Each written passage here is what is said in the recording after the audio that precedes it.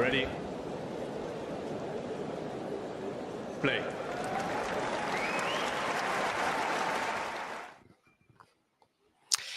Good afternoon, good morning, good evening, wherever you are. I will be joined by Damien shortly. I can see he's just getting himself set up. I'm sure I'll get a thumbs up from him shortly when he is ready to go live. But we've already got some tennis to be talking about because we've got Marketa Vondrousova. Lost her serve at the beginning of the match. She was down 2-love. It was a nervous start for her. However, Pegula then lost her serve, and in fact, now Vondrousova is up a break herself. Some interesting moments in the match where there was actually one rally where I thought each player, with the exception of maybe a bit more pace, was just playing perfect shot after perfect shot after perfect shot. There was one imperfect shot in the entire rally, and it came off the racket of Vondrousova in that the drop shot could have been better. But as a result, she brings Pegula into the net and then passes her on the next shot. So, yeah, good start overall for Vondrousova, despite losing her serve early on. And, of course, it's also a good start for Jack and I in terms of our predictions. We will be switching to Iga Swiatek very, very shortly. I have Damien alongside. I'm interested to know what you think about Vondrousova, Pegula before the match, but also anything you may have caught from the first 7 games. Yeah, so what are the predictions that you guys are talking about? Did you have her actually like in the semis, or is it just about this that is match the specifically? pre-tournament. There's the pre-tournament prediction, which is different to the last night. Okay. What's going to happen today prediction? I mean, to be fair to Jack, he's been pretty big on Marketa throughout the year, but he had Vekic getting to the final, and I had Kudermetova getting to the final. So neither of those were that close. But we've both confidently predicted her to beat Pegula today. No, me too, definitely. I had Kudermetova losing in the semis to Swiatek, so clearly I also didn't have Vondrousova going that deep. Honestly thought that like the odds makers were crazy when Kudermetova was just like barely a favorite against Vondrousova. Yeah. Somehow it worked out. I'm so surprised with her grass season. She's serving so well and like actually playing points on her own terms. Which I just didn't think she was going to be able to do that with that heavy lefty topspin style. It's kind of wild that she was underwhelming on the clay. You could even say that. I think she was like level wise, she was still one of the best top 10 players out there. However, she lost in Madrid, maybe not the best conditions, had a decent run in Rome. And of course, Paris, she just ran into a fantastic showing from Kasatkina. So in a way, she was kind of underwhelming because there was like no big result. But right now on grass, she's actually getting that big result, and that comes completely unexpected, I think. But I'm enjoying the ride. Yeah, and we've seen some pretty good rallies so far in this match. But I also know what you mean. There was a trio of players in the top half of the draw, and they were Vondrousova, Kudermetova, and Vekic, that I all thought, they could make the semi-final, and there would be an element of surprise in their sort of Grand Slam pedigree, apart from Vondrousova, of course, getting to a Grand Slam final, albeit a few years ago.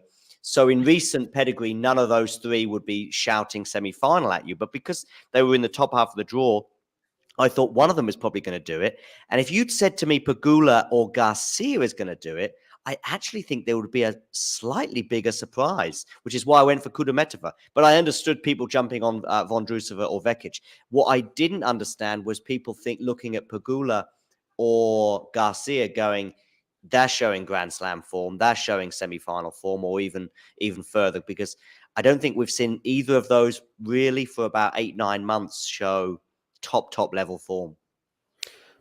Does it really matter though? Like, Garcia with the big weapons and Pegula with just her consistency. She is in the quarters. She might make the semis. She's not beating Swiatek. I don't think she's beating her. But, it's not like Vondrousova in the semis changes much. And I'm actually surprised that you're like mentioning Vondrousova along with Kudermetova and Vekic. I've not seen a single person backing Vondrousova to go deep before the event. No, but it was those three because I think they kind of each had to play each other, if you like. Because I think Vondrousova then played Vekic in the next round. And it was a trio of players that I thought, one of those three. I just plumped for Kudermetova on the eye test in Berlin, where I thought she played better. Vondrousova had a decent tournament before going out to Sakari. Maybe a bit underwhelming that match for her. But Kudermetova beating Sabalenka maybe deceived me a bit with the eye test. And I just thought, yep, that's the one of those three players. Despite the fact that Vekic got to the final, I just felt a bit more confident in Kudermetova. No, I mean, but I'm just basically saying that like Vondrousova didn't really belong with them. I think Kudermetova and Vekic, you know, with the grass greats that they are, winning major titles on grass, of course. But yeah, Berlin was already a sign maybe that that the Czech is figuring out, her stuff on grass court this year. Yeah, I forget who she beat before she lost to Sakari, but I thought that's a pretty good result, a pretty good performance. Was it like Niemeyer? Was it Niemeyer?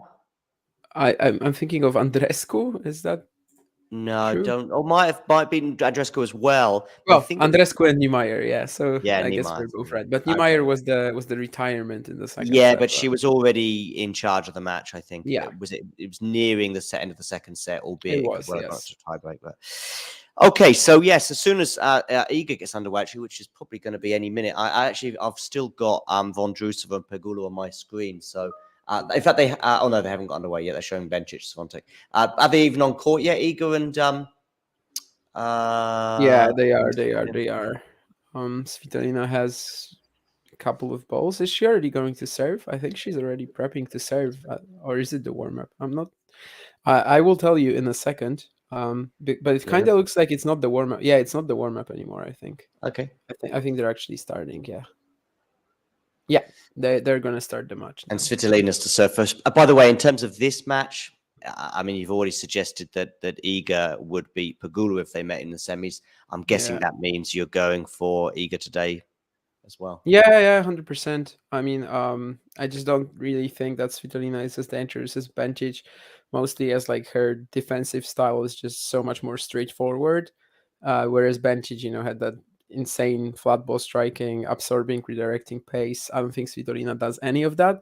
Well, she has improved now. Like, I think she is more complete than she was before her maternity leave. She is actually like braver. She just plays more. It takes matters into her own hands more, but I just don't think she can do it against Swiatek. And yeah, I think that probably she's going to be a bit too basic. Bencic was the toughest rival, I think, for Swiatek until the final. And I'm kind of expecting two safer matches from here. Irrespective of how difficult that match turned out to be, including saving match points, I think if Bencic was to get to the fourth round, which was by no means certain, bearing in mind how little tennis she's played for various spells this year, once that match materialized, it was like, okay, now this is the tricky one between the first round and arguably the final. I think Vondrousova could give her a match, although I see Pegula has broken back, by the way, so that's at 4-all, albeit that Vondrousova has a break point to go ahead once more. So yes, Bencic was the one, and I certainly think that Svitolina will be a slightly nicer occasion for Iga than that tricky match against Bencic. Yeah, only reason why we weren't like looking directly at Bencic when it comes to danger in Swiatek's draw was, as you said, but between Charleston and Wimbledon, she only played one match, losing to Afanasy and Grand Garros. So obviously she's a fantastic grass court. They're very tricky to play against. So by the time she actually got into the fourth round and was looking in very good form, and I think she played an excellent match with like maybe just the slight mishap in not attacking the second serve enough, but she still played an excellent match. And by the time she actually was in the fourth round, it was clear that this could be a bit of a problem.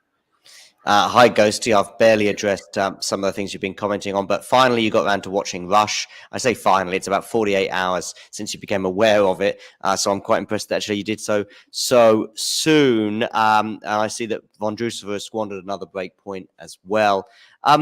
Any other thoughts on some of the other tennis we've got coming up today? We've got Novak against Rublev. That's going to be one-way traffic, right? I mean, both matches on the men's side look kind of boring today. Yeah. Let's be clear about it. the women's quarterfinals today are much more exciting. But this is also part of the imbalance of the draw that we were talking Yeah. about. Basically, since the beginning of the event, that the draws, the halves of the draws that are playing on the as second up, they are actually a lot more exciting, and this still holds up. We have Alcaraz Rune tomorrow. We have even Medvedev Eubanks. I think is so much more interesting than the two matches today. And even on the women's side, the quarters should be much more exciting. So yeah, Wednesday definitely a lot more to look forward to than today. Perhaps this imbalance wasn't really that visible, and on some occasions this week because of the rain delays, which kind of caused some matches to be played out on completely different days. But I think ever since we got back to normal schedule, so basically the fourth round, it's kind of clear that this first top half of the draw on the women's side and the bottom half of the draw on the men's side is just way less exciting than their respective halves. Vondrousova, by the way, has her 4th break point, and this time she takes advantage of it, and she will be serving for the first set. But bearing in mind how many times there's been break of serves, I think there's no guarantees. How disappointing and frustrating would this be for a Jessica Pegula fan should she not make it beyond the quarterfinal again? Bearing in mind the opponent today, it's not quite the same as Azarenka in Australia, or was it last year in New York? Was it she lost to Iga? Am I right? I think I'm gonna pull this up, like all her Grand Slam quarterfinals, because I also want to check it. But I think it would be really disappointing just with her woes at this stage, which sort of similarly to Rublev, I don't really think she has a quarterfinal problem. It's just more about the sort of opponents that she's going to face by the time she is in the quarters. And yeah, it's basically going to be another top player, which we know she has a very poor record against, or players who have a very high upside and are peaking in that specific event. So I think for her that's been the main issue. And just looking at the Grand Slams and quarters, let me look at that. But I think most of her opponents were tougher than that, right?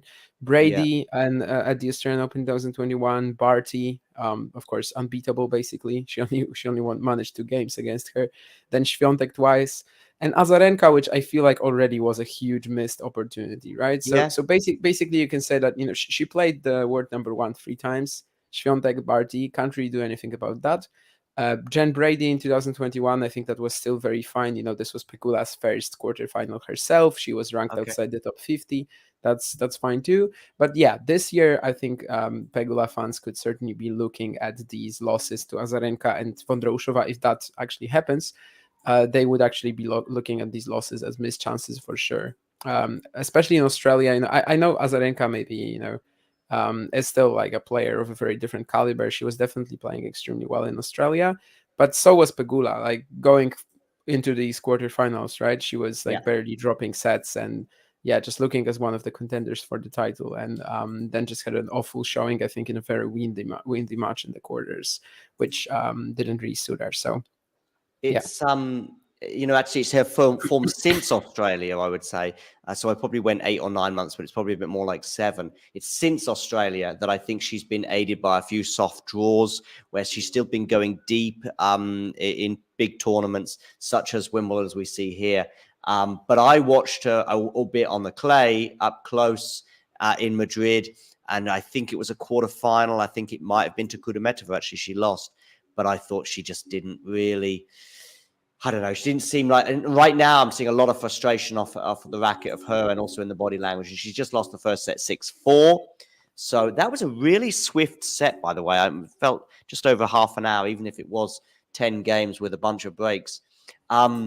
But we are over and done with that set in 37 minutes. And Pegula has got an upward struggle. And yeah, you mentioned the quarterfinal thing. What is, on the flip side, very impressive is when you said that her first one was January 2021 against Brady, or was it January 2020? Yeah, 21. So we've got 6 of them in the past, how many? 11 slams? I think something so, like right? that. So, or 7 if you, it's 7 today, right? I think it's 6. Oh, 6 today. Okay. Is it Rublev who's playing his 7th today, or even his 8th? Rublev, I think, is playing his 8th. I Okay. think, yeah, it was And like five Sinner? five unbeatable opponents, and then Cilic and Tiafoe for Rublev. And Sinner only has 1 at every slam, I think. Of course, So he's today is got his second. 4. Is his second at Wimbledon. Yeah. So, but So I think before this event, he had 1 the at every narrative slam. with those 3 though is different, but also shares something similar. I mean, Rublev and Pegula, I think the narrative is pretty similar. Yeah. Yeah. I mean, obviously Pegula's a little bit older, but yeah, pretty similar in terms of the ceiling. I think everybody feels as though it's just going to happen for Sinner eventually. I think the only Yeah. time we might start to get concerned about Sinner is if it doesn't happen today. Today, if he would lose to Safiullin, I suppose. The draw that he got was just spectacularly good. I love Yeah. Quentin Alice, and I know I was constantly saying that he will probably Mm, be dangerous to mm, Sinner, or like mhm. Dan Evans could be dangerous to Sinner if he played a very good match. So that third round was a bit of a problem. But if that's your toughest opponent on the way to the semis, that means that something has opened up majorly. I'm not saying he was not capable of actually beating, I don't know, Fritz in the 4th round and let's say Shapovalov or Bautista Agut in the quarters. He definitely was. He would have been the massive favorite in both matches. But yeah, it's been a very easy draw for sure. And Iga Swiatek is already up a break. She leads 2-love, and Svitolina is serving. So she broke in the first game. So the narrative or the idea that this could well be a straight sets win for Iga has certainly been supported by the evidence in the Yeah, first 2 games. that's how it kind of looked like. There were some fine defensive gets from Svitolina, and right now she was actually leading in the rally and kind of just messed it up with the drop shot. But in general, it just doesn't feel like she is doing enough to hurt Swiatek or like confuse her in any way. Iga is just standing there and blasting balls. There was also a phenomenal half volley that she had to go to the net because she was actually forced to by Svitolina's great defense, but even that she managed to pull off. So yeah, the first few minutes definitely not looking that great for Svitolina. Yeah, Ghosty, I think you're right. Rublev would have to play the match of his life, but I even think that won't be enough if Novak produces a 7 out of 10 performance. Possibly. I mean, the matchup edge is just insanely huge. We've seen it before. Of course, Rublev has a win over him in Belgrade, but that was when Djokovic was like coming back after a while of not playing and clearly suffering from fitness issues still. That was the tournament where he was playing third sets all Yeah. round, and then it was a bagel, I think, in the decider against Rublev. He basically had nothing left. And all the other matches, I mean, just sort of slowly works him out. Sometimes he was taking like full advantage of the edge in terms of the backhands, and sometimes he was just actually going through his forehand and not allowing Rublev to play his own game and stand in the backhand corner trying to look for inside outs and inside ins. It's looking really dire for Rublev, and especially on grass where he probably doesn't feel like at his most comfortable. Rublev has a very high floor on like any surface, but on grass probably it's not at its highest. Like his upside is not at its highest, and also the serve differential could be so huge. So yeah, it's hard to imagine. Like Safiullin beating Sinner is probably more likely than Rublev beating Djokovic, I think. Yeah, similar. If it was on clay, would you give him more chance? Probably. But Yeah. would it actually be like a significant increase? No. I No. don't know, but yeah, I think so. Djokovic, even I know he's just won Roland Garros, but I think at this stage of his career, he has been more vulnerable on clay for sure than on grass. Yeah, I mean, he's basically unbeatable at Wimbledon and Australia for the best part of 10, 15 years, depending on how far you want to go back. But yeah, French Open, we know he can be beaten, and also on the clay court tournaments in the run-up. Svitolina, by the way, has got off the mark at least. Yeah, the pattern of play is very much going the way though of Iga. I would suggest there was a down the middle kind of rally a few minutes ago where it was like Svitolina, there's not much she can do. She's just going to have to hope for an error off the forehand of Iga, and of course it didn't come. Yeah.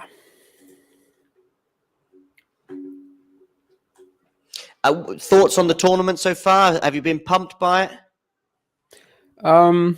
Generally speaking, like I don't necessarily have favorite slams and like etc. I am always invested in anything. At the same time, like even if there's a boring day at Wimbledon, you have 5 challengers going on at the same time. So to be honest with you, I don't really care. Of course, there were some pretty wild, there were some moments that were certainly not that interesting in the first week when we had all the rain delays, and like most of the talk was actually focused on the organizers screwing up and whether the rain should be whether the roof should be closed, whether the matches should be scheduled a bit earlier. So maybe there was a moment when like the tennis was not really there, but then we as sort of a compensation, right, every time a match is not played out on the day, there's actually going to be more action the following morning. So anytime this happens, it's not like we are actually losing matches. We're still going to watch them. We're just going to watch them in a day or two. So yeah, I think it's been very fine. And especially I think on the in these halves of the draw that I already mentioned, so like the bottom half of the women's draw and the top half of the men's draw, all of the matchups since like the third round have been extremely exciting, and that's how it's also going to be at least until the final. So yeah. And by the way, regarding the start time, I'm actually a little bit less invested in it than others. I'm not. I mean, I get it that you would think players and everyone would want a match to finish where possible, but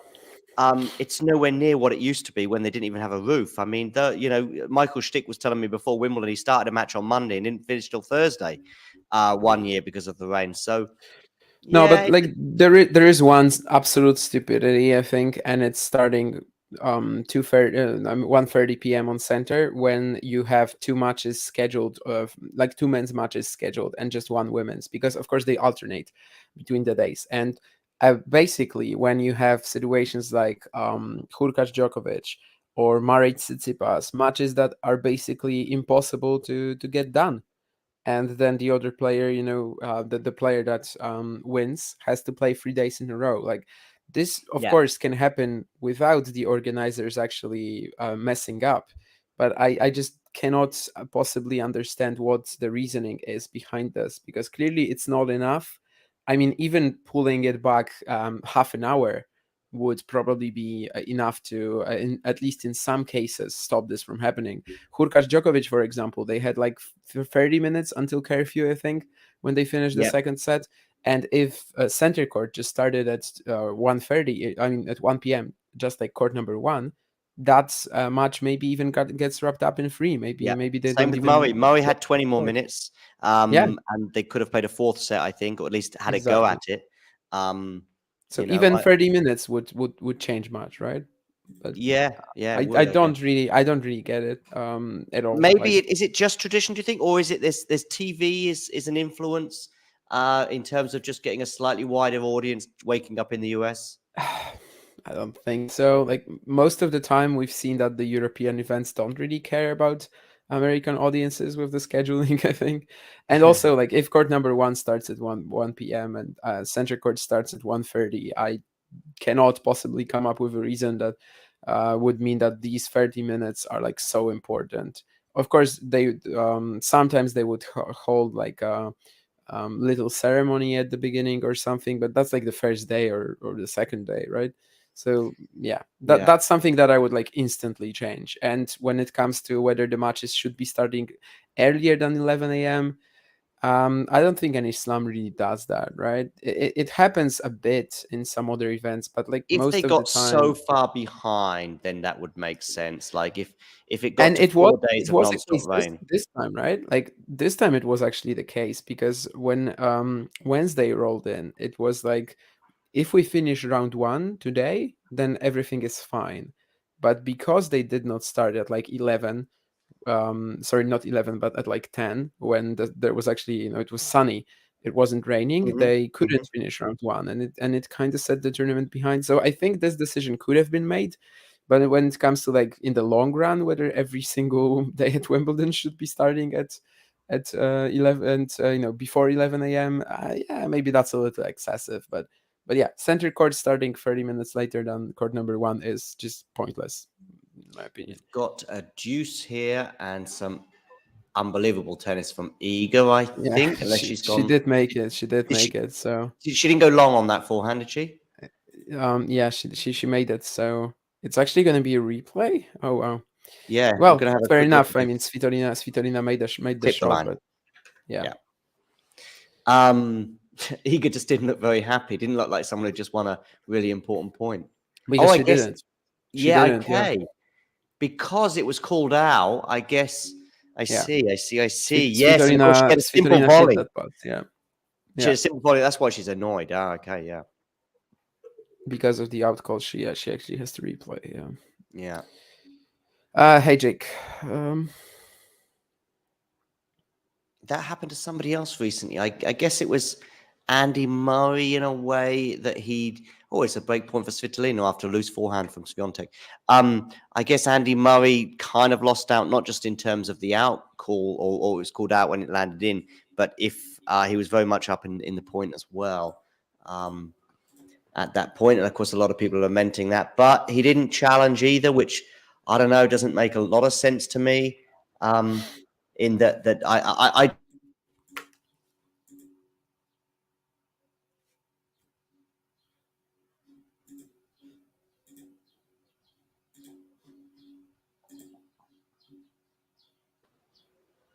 I think it's my internet that keeps coming and going, Damien. So don't worry. I think it was yours. Yeah, it was mine. Yeah. So if in doubt, stay live just in case I dip out. But yeah, have you got a thought on sort of saving challenges as I was suggesting? I did not see the resumption of the Murray Tsitsipas match, so I don't know the ball in question. Like I know what happened. I read on Twitter, that Murray only learned about it during the press conference. Yeah. But there was a case in Swiatek Bencic, right, where in the last game Bencic did not have a challenge.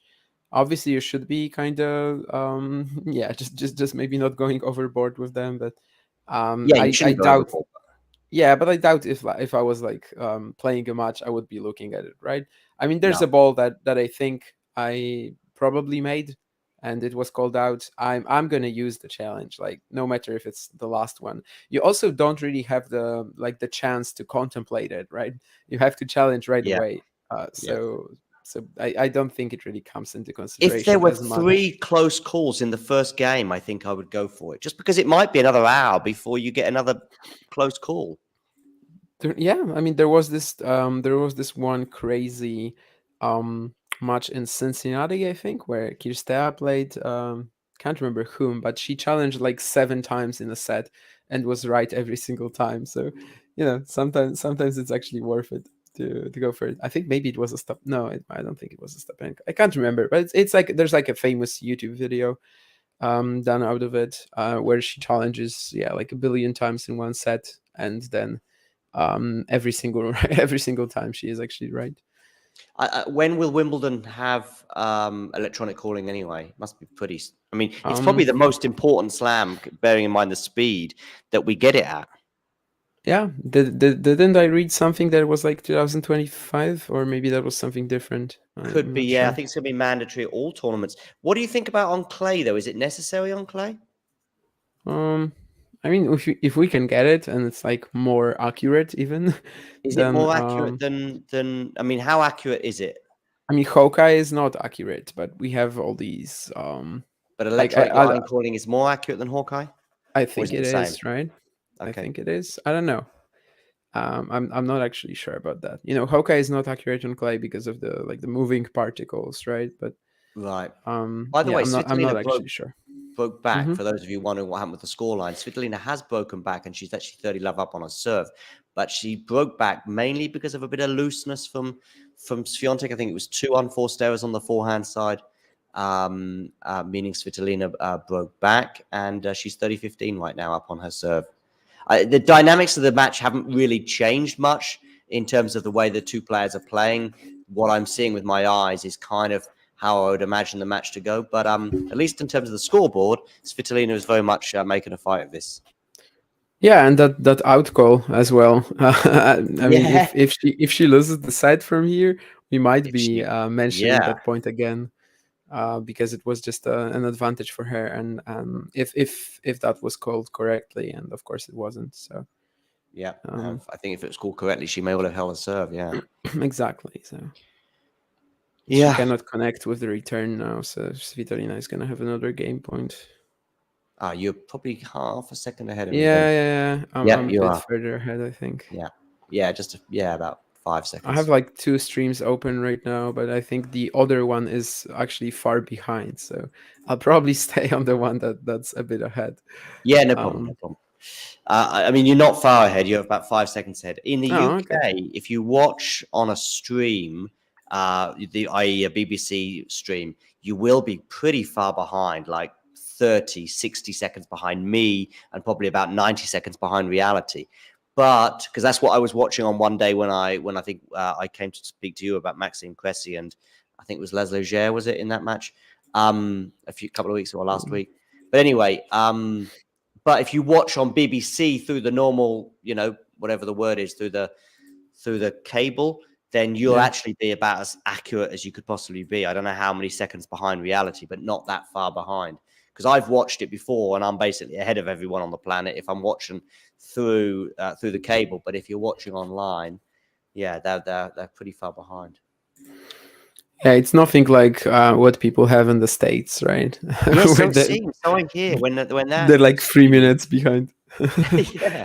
Yeah. No, apparently even when you watch tennis in the US, apparently people on Twitter are faster than what you're seeing in front of your eyes. Anyway, I've actually been quite excited by some of the matches that we've had, some of the really close ones. On Sunday, for example, I think we had 3 really good matches with Rublev and Bublik, and then obviously the 2 women's 4th round matches with Iga and Bencic. And there was another one that went through. He says, of course, it was Svitolina against Zarenka.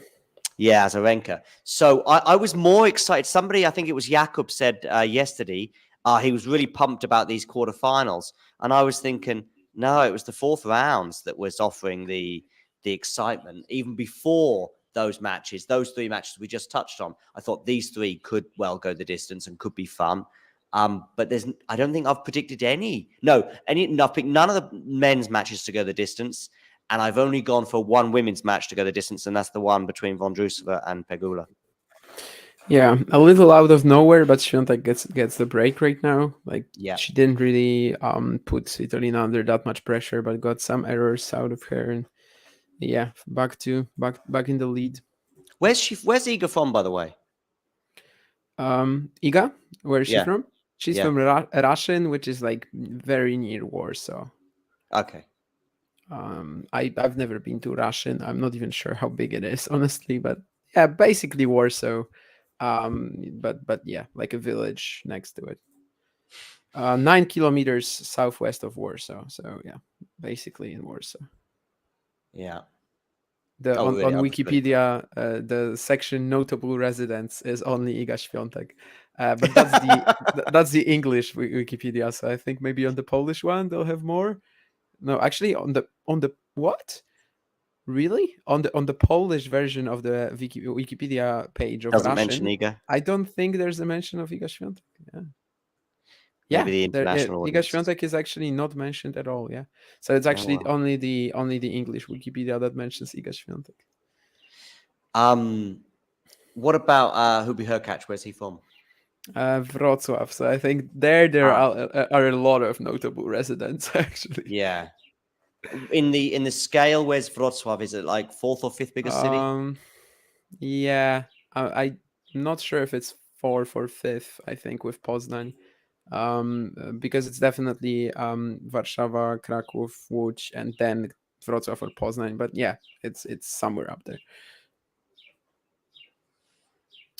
So by the way, Pegula's got the break, so she's up 3-1. In fact, my the producer on my TV has switched over to this match. Yeah. Oh, it actually, Wrocław is now the 3rd largest city because Łódź is just like dropping. Łódź is just dropping inhabitants every single year. Dropping like a stone. Yeah, it was like industry capital, I would say, and yeah, people are just running away from it because it's ugly. But that's literally what happened. I mean, it was the second biggest city, and now it's the fourth. And Okay. yeah, it's just losing inhabitants every year. But that's of course neither here nor there. Ghosty is also saying something. Thank you, Ghosty. Even if I tell you the name of my city, I don't think you would be able to type it into Wikipedia because it has like how many? It has like two letters that are only used in the Polish alphabet. So Okay. I think Is one of them I the think like you would L struggle. with the line We through it? have the A with a tail and also Oh, A with a the tail, yeah. Z with a slash or whatever. Yeah, It's but called. even the L has a line through it, right? Oh yeah, that's in Łódź, for example. Yeah, Łódź, exactly, or the Wrocław, yeah. first or Wrocław. Yeah, you're right. My city is Wąbrzeźno, but that's why I don't think Ghosty will be able to find it anyway. If I Oh, that's a nice volley from Pegula, and there was a bit of pressure on that volley at 30 all, especially she really messed up a previous volley.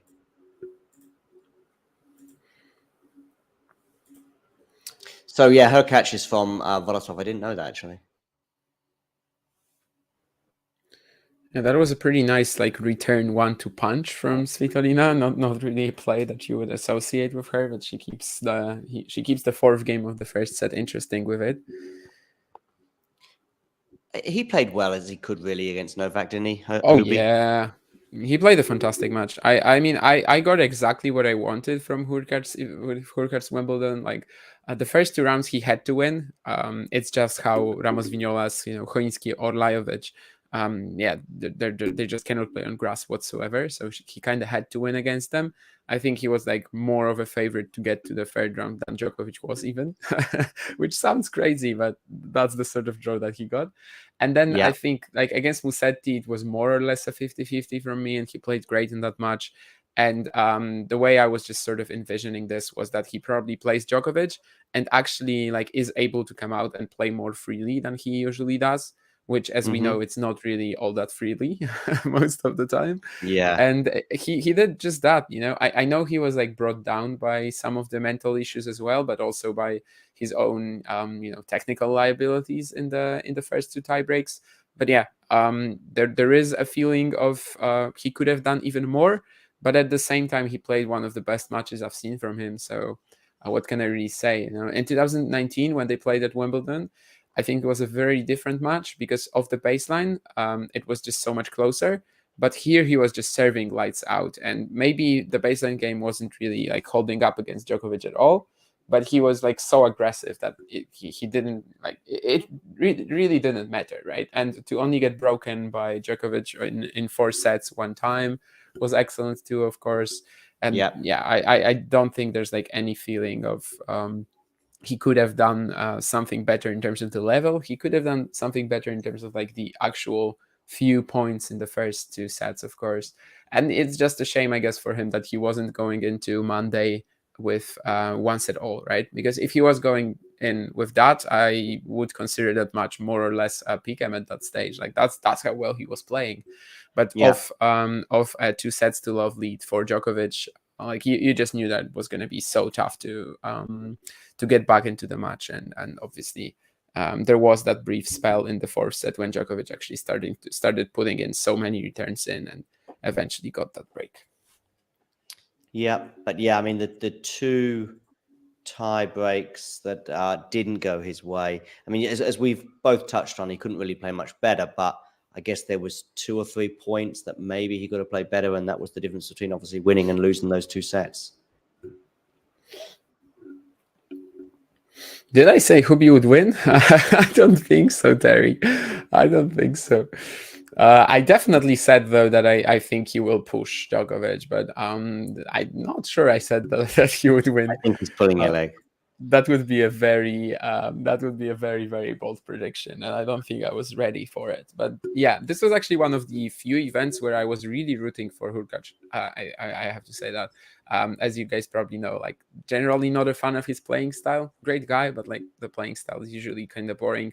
But on grass, he becomes a lot more interesting. And also, just the purpose, the fact that I saw this like Hurkacz Djokovic possibility in the fourth round, and him actually playing a good match there and being one of the toughest opponents for Novak stylistically in this draw.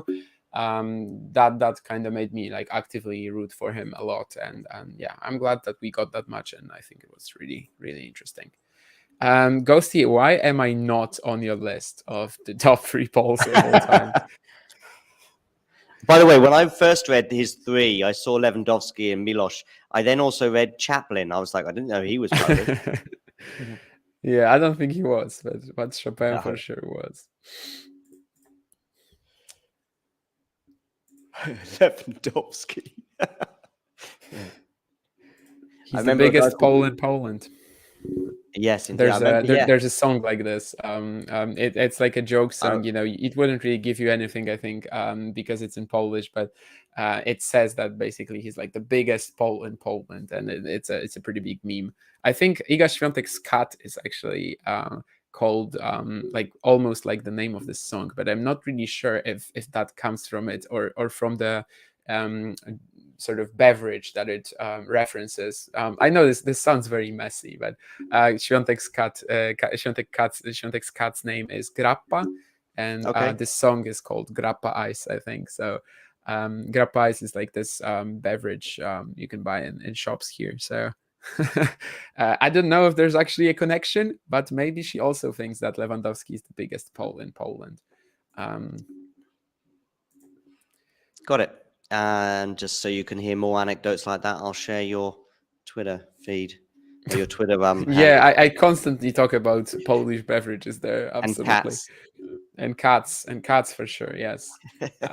I'm pretty sure I've actually never said the word cat on my Twitter, now that I think about it. You haven't compared a tennis player? Oh, what I could have said something about? The small cat of Oh, Medvedev. yeah, indeed. So small actually, cat from Medvedev, I might have said it. And Swiatek is actually in a bit of trouble here in that 4-3 service game. It's below 30. Yeah, I see that on the screen. Well, that's a massive forehand though to win the first point of the game for her. I've got Pegula Vondrousova on my screen actually right now, but I've got all the scores on the screen as well. All the scores, both of them. I mean, there's still the doubles. There's also the junior event going on. Yes. I think it's girls doubles today. I'm not sure if it's the first round or the second round, but also the second round of the boys singles event playing today. So yeah, if anyone wants more Wimbledon action, definitely recommend it. There may be more drama there than we are going to get today. Of course, this one could well go 3 though between Pegula and Vondrousova. It probably just needs one of these two players to sort of win. And both, even the games that they're losing, you're thinking they could have done a lot better in. It just needs one of these two players to really take the match by the scruff of the neck and win, say, 3 games in a row. And that may well just be enough. Well, we'll see. Pegula, of course, now is just 1 game away from winning the second set. Iga, I can see on my screen at least, is 15-30. I don't know if that's more advanced on your screen. It is a bit more advanced, and right now it seems like she actually has gotten out of that hole. She is 40-30 up. Svitolina didn't handle like a pretty bad bounce, I think, coming at her, but yeah, it's 40-30, 4-3. So 1 more point, and she's going to be almost. The set is going to be almost secured. From Djokovic's perspective, if you're thinking about a potential finalist in either Berrettini or Alcaraz, Berrettini or Alcaraz yesterday, from that match. Imagine Berrettini did win it, say, in 4 or even 5 sets, and the belief that may well have given him. Bearing in mind, anyway, my point is this: would you rather face Alcaraz or Berrettini in the final? If I'm Djokovic, definitely Berrettini. Like, no, the serve is tougher to handle, but at the same time, you know you're gonna have this weakness to target. You know what the other guy is going to bring. With Alcaraz, it's not that clear, and yeah, I'm pretty sure that Djokovic would have preferred Berrettini, and would he actually prefer Berrettini over Rune? I'm not actually sure. And like Medvedev as well. It's not really crystal clear who he doesn't want to face. Probably wants to face Christopher Eubanks, I think. But yeah, I mean the thing is, all the three players that could on a day or even a, I mean, let's just say maybe Berrettini had caught Djokovic in the third round on a cold day. Could have been interesting with the way he played with the way he's played at this tournament. And of course, Medvedev has got at least he's got some wins against Novak under his belt, albeit none on grass. And then, of course, Alcaraz and Rune have also got wins against Novak, albeit at the beginning of their careers. So I just think that the biggest dangers were kind of all in the opposite half of the draw. Conversely, I do think that playing Hurkacz in round 4 is a tough one. Bearing in mind you'd like to probably avoid him until maybe the quarters or the semis. Oh, for sure. Like I think he was like one of the very few players in the draw that Djokovic probably felt like at least a bit iffy about playing, and it did show. Got 2 set points. It was 3 set points for Pegula on the Vondrousova serve. So it was love 40, and now we've got a second serve for Vondrousova here. She tries to save a second set point. Takes a bit of a risk with that serve, and it pays off because it was an unreturnable 30-40. Oh, Terry came up with what I said in a tweet, I think, about Hurkacz. So yeah, I did not say that he would win, but that's kind of what happened, right? I mean, he had a performance that did require Djokovic to be at least at his most focused to prevail, and also like steal a couple of sets. Because like the first 2 sets, maybe especially the opener was definitely stolen. The second set maybe not so much, because we also remember what happened at 3-4 at one of the in the end, right? She wins the set. Pegula, that's a lovely volley from Jessica, meaning we're going to go into a decider. Ghosty Rune also beats Djokovic on clay. So does that translate to grass at all? In a way, I think it does. Like he certainly is has shown that he is capable of beating Novak in like many different ways already. Paris more like aggressive shot making, good serving, and Rome where he was probably like counter punching more and trying to lure Novak into errors. Does that translate to grass? I think the biggest question would be the serving, like whether Djokovic just getting so many 3 points on serve would be in any way replicated. 5 sets Grand Slam now. Yeah, I mean, physically, if Rune is going to get to the final, he could be drained. We've seen it before. So far, he's holding up okay, and maybe like grass is actually better for him in that sense because the rallies aren't as physical. The matches are shorter. But yeah, it's no guarantee that like if Rune has to beat Alcaraz, Medvedev, Djokovic in a row that he's gonna hold up, and that goes for like anyone in the top half. I think that's just such a nightmare. If Alcaraz has to beat Berrettini, Rune, Medvedev, and Djokovic in a row to win this slam, that would be just such an incredible feat. I think he will have to. I mean, I know Eubanks might pose a problem for Medvedev, but if Alcaraz is to win this title, that probably is the run. Yeah, I mean, Medvedev just kind of like against big servers. I feel like he is a bit too good, especially against big servers who, from the baseline, can't really follow it up as effectively, and also aren't like that efficient at serve and volleying. So I kind of think that Eubanks should be taken down by Medvedev. He wasn't by Tsitsipas, but Tsitsipas isn't really that good a returner, especially on the grass and especially of the backhand side, of course. Medvedev for me was like struggling against Fucsovics, for example, right? But that's just such a different matchup. I feel like Lehečka and Eubanks are just so much more conventional. And I don't know if it's really possible in the long run. Their match in Miami was like decent though, so maybe Eubanks keeps it competitive. A shank from Swiatek on the return, minutes 15:30, whereas of course it could have been much worse for Svitolina. She's serving to stay in this first set as it stands. There's going to be a challenge on the deep return from Swiatek. which Okay. eventually I don't think it was called out. I think it was called out eventually because both players wanted to challenge. Oh, but Got it's it. actually so long Looked in in. front of his thing. Wow. It looked in. Yeah, yeah. It was in, was it? No, like when you see the challenge, Oh, you're not gonna wow. believe Wow. it. Yeah. That's one of those ones that you think, not sure if Hawkeye's on the form today. I thought it was in too. But When that's you were like, saying it as well, I thought you were saying it was well in. And I thought, yeah, that makes sense. yeah, I thought so. That's Anyway, wild. 30 all. I mean, I guess Iga challenging that also kind of tells you that something went wrong there. Yeah. I suppose.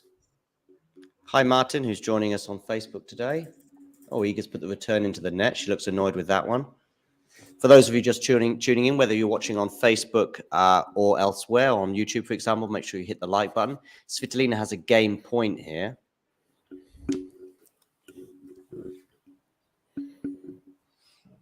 We've got Pegula serving at 30 all, beginning of that third set. By the way, I don't know if you've seen, the umpire, John Blom. He's got a huge stubble on at the moment, but he's changed his facial hair more often than some people change their underwear in the last few weeks, because he also did this sort of what's the guy who's changed his moustache recently on the tour?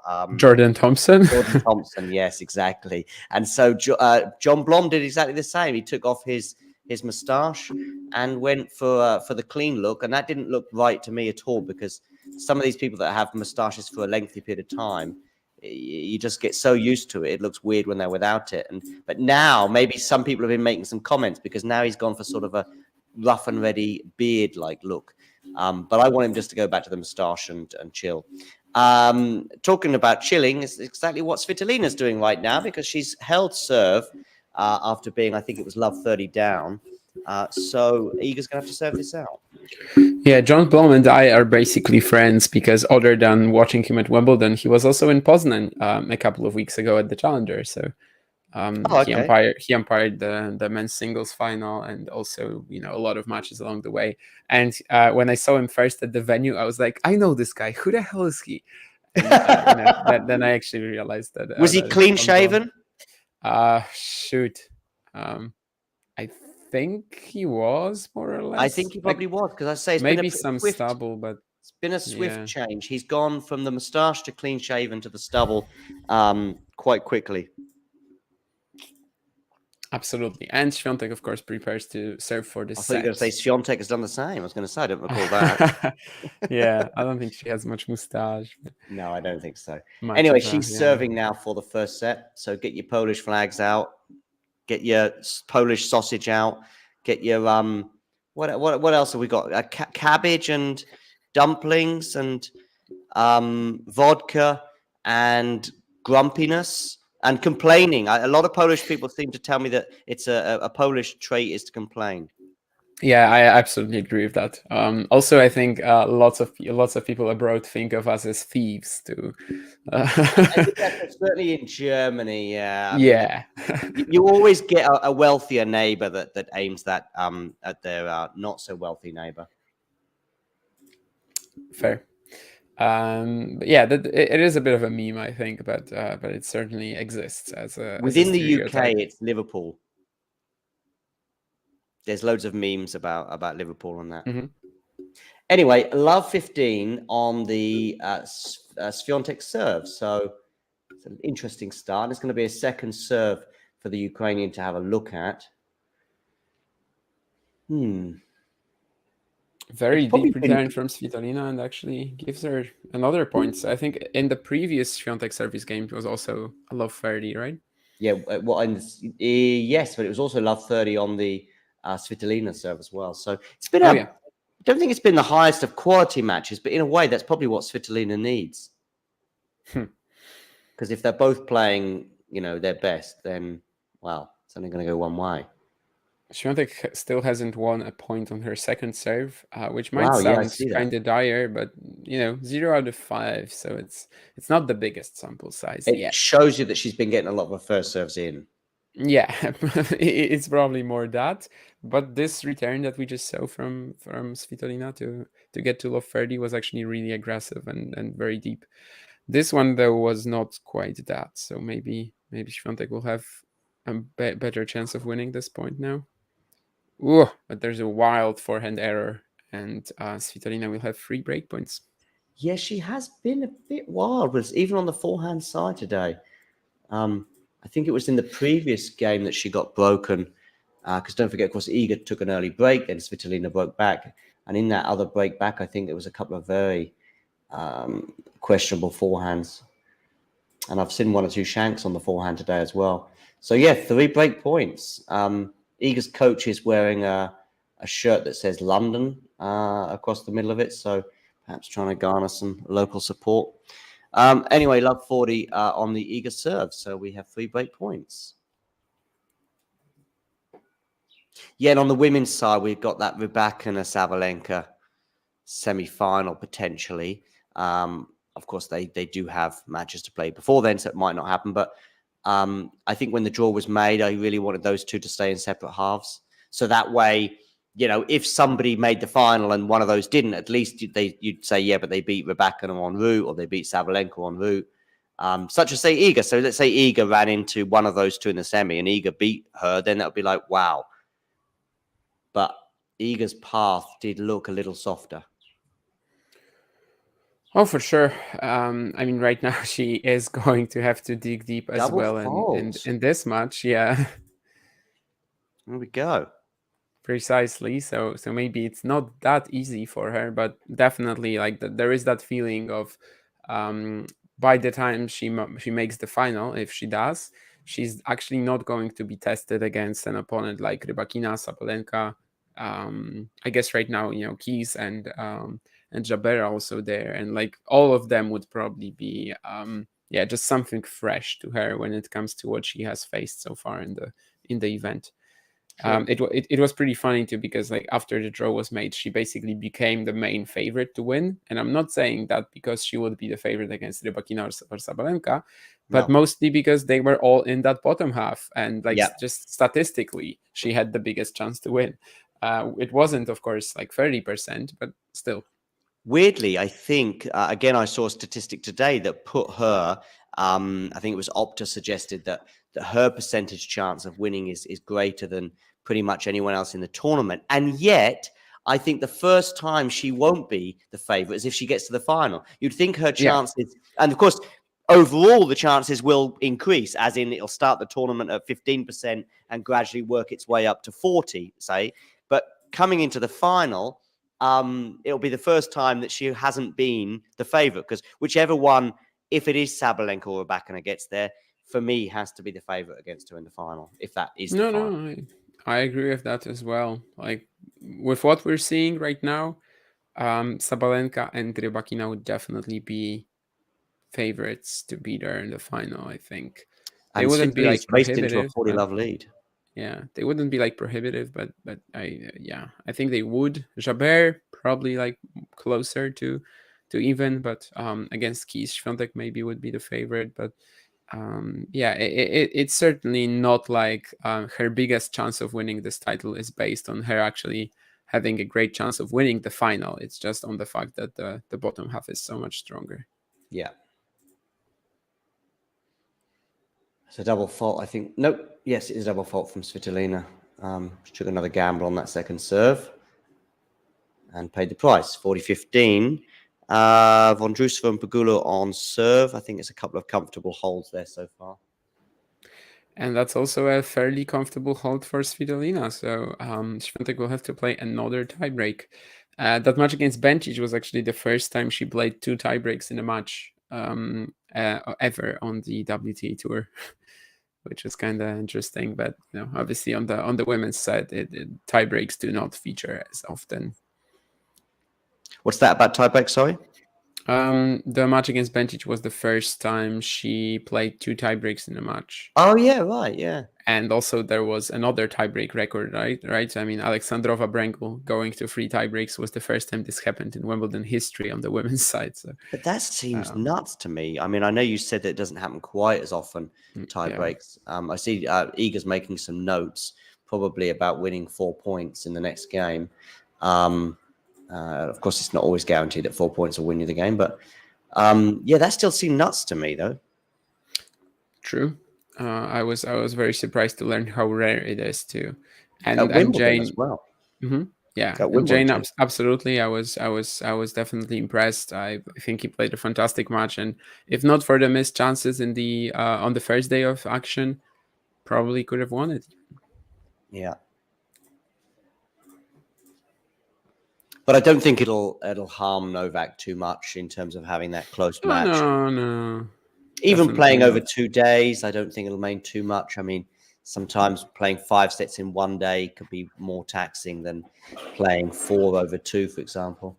No, this is actually good for like either player. I think Novak getting a test, Novak having to dig deep, and having that sort of a first match of the event where you have to come up with the goods, and Hurkacz also upping his confidence level widely, I think. But Hurkacz's best chances probably do come on the grass, right, in terms of big Oh yeah. titles? He's won Miami, so it's not like a Oh, yeah, true. faster 1,000 event isn't possible, but it's kind of hard to imagine him winning a slam on a hard court. But like here, if he beats Djokovic, I think he's the favorite against Rublev, and against Sinner, I think he would also be the favorite on grass actually. So Yeah. in a way, he was kind of close to a slam final. It's not like it would be set in stone that he beats the next 2 guys.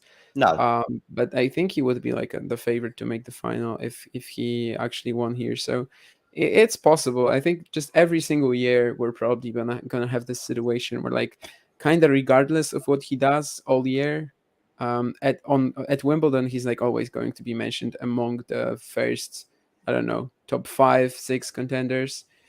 Um, it's also because of how little experience most of the tour has on the grass, but Yeah. maybe that situation changes, and maybe then it becomes Lovely different. volley. Let's see. Yeah. Lovely volley from Yeah, Svitolina there. She was a bit cautious when Iga was kind of out of the court. She could have gone bigger, but in the end, she decided to just make Iga have a really difficult shot and then win it with a good volley at the net. And it's love 30 on the love 30. serve. So as you Yeah. said, it was like 5-3, love 30, and Yeah. suddenly a few games later, There we Swiatek go. is actually in big trouble here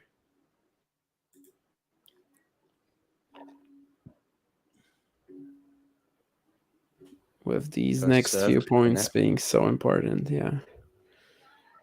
I mean, even this one, you would think makes them a heavy favorite to win the game.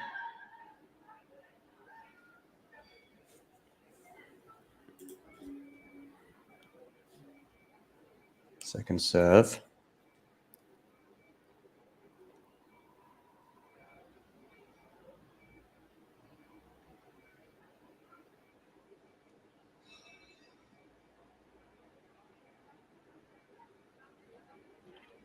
It was a soft second Okay. serve. Yeah, I mean, there was a moment in this rally where Svitolina like really had the control over it, and off the middle, she was actually like maybe a little bit too tentative with the Yeah, forehand. she lost control with that shot down the middle. Yeah, eventually loses the point, but still, Świątek had to like hit a few great shots to win this one. So she is making it really tough. It was a very attackable second serve, and Svitolina did do something with it that put her in charge of the point, but then she ceded control with that, Yeah, fairly tame shot down the middle of the court. she's gonna have another second serve to look at though. So. Hmm.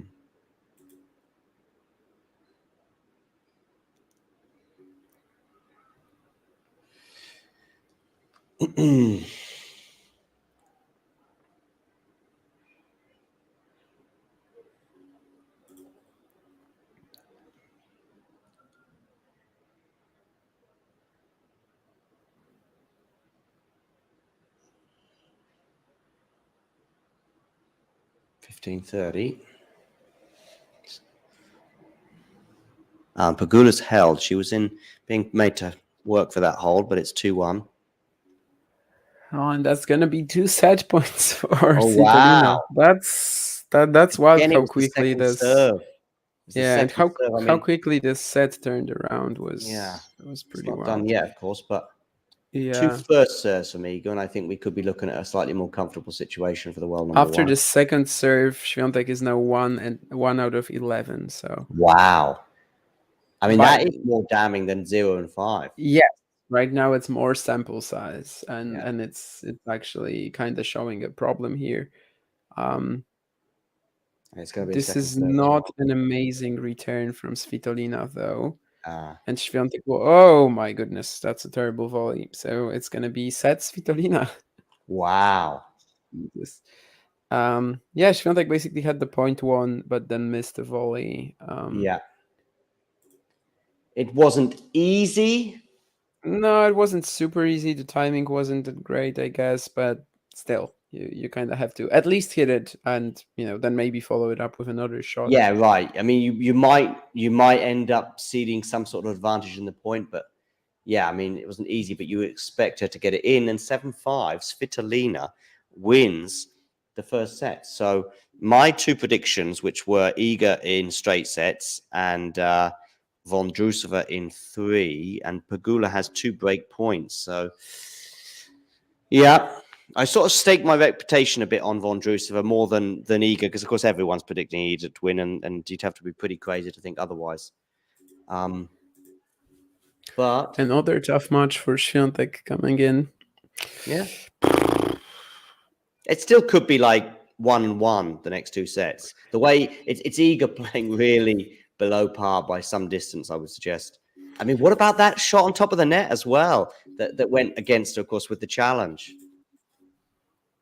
She had the challenge and then she had the easy volley when she got broken.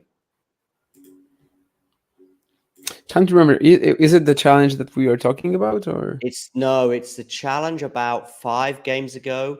I Oh, think okay. it was up a break, and she hit a shot that landed on the line, was called out, but because Svitolina played it back this in one, play, of course, right? Yeah, Yeah. 2-1, 2-1 deuce. Oh yeah, you're right.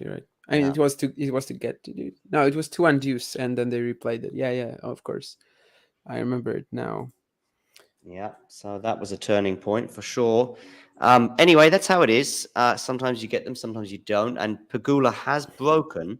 So Jessica Pegula is a breakup in the 3rd set. That's a good battle back for her, because actually having lost that first set, especially if she was up a break, I actually couldn't really see a way back for Pegula. But she is now up a break in the decider. So not quite 1 foot in the semi-final, but certainly dipping her toes in the water.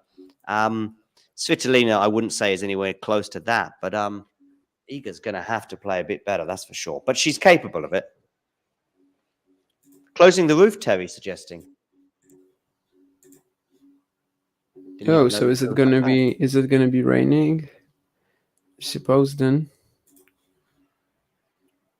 Maybe there's rain coming and they're anticipating it with absolute certainty. First serve stats. Yeah, both 40 matches. points to 33.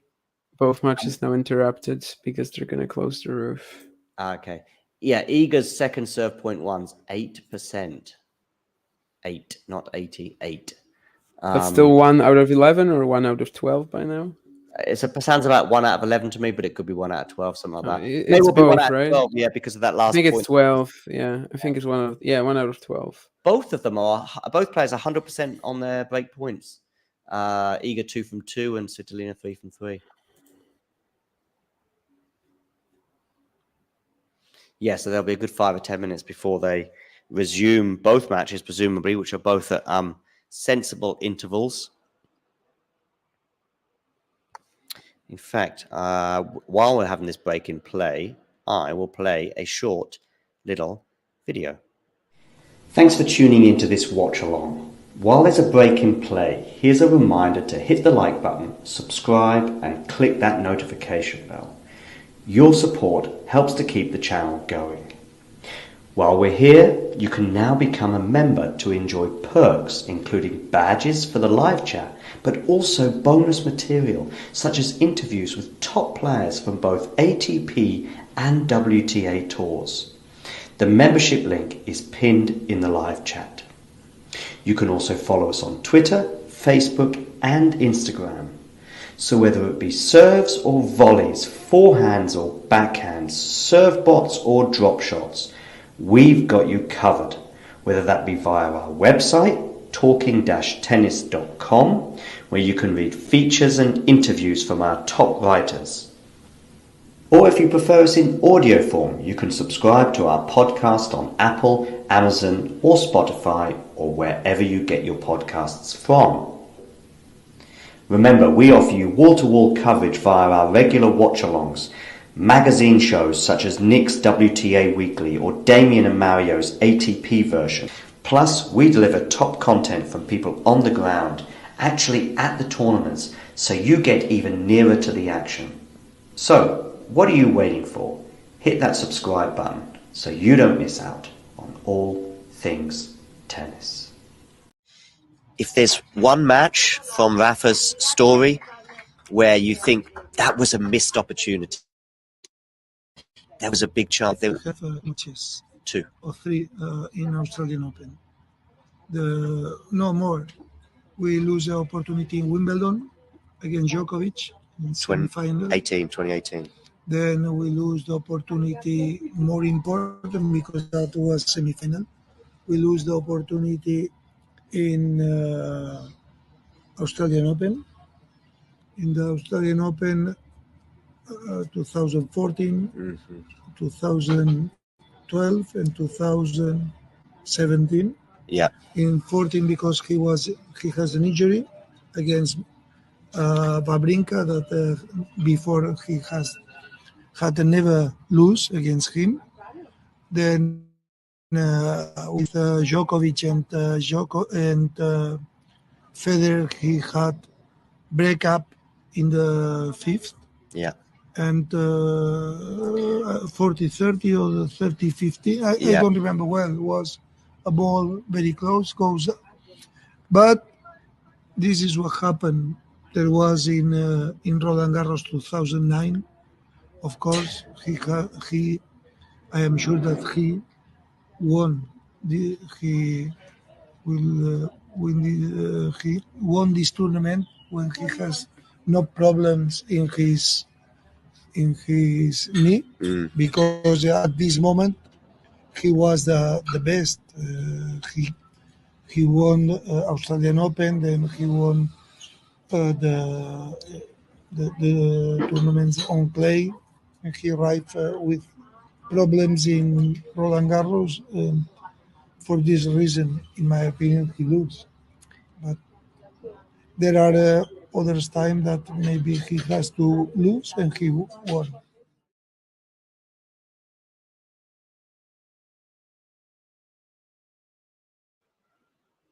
And we are back, ladies and gentlemen. Damien is having a short break himself. I can see Iga's mental coach, I guess, having a chat with her during this roof closing moment. I would certainly suggest that of the two players, this break in play is benefiting Iga more than the other player. It's a pity we don't have our Polish speaker with us right now, because maybe he could even do some lip reading and tell us what is going on between Iga and Abramovic. I can't remember her first name. Maybe it's Daria Abramovic. Is kind of her psychologist. There's a little smile there from Iga. They're having a good chat. I'm sure that of the two players, as I said, Svitolina is the one that will probably be more disappointed by this enforced break in play with the roof closing due to weather. Just because, of course, a little bit of momentum would have been with the Ukrainian having won that first set.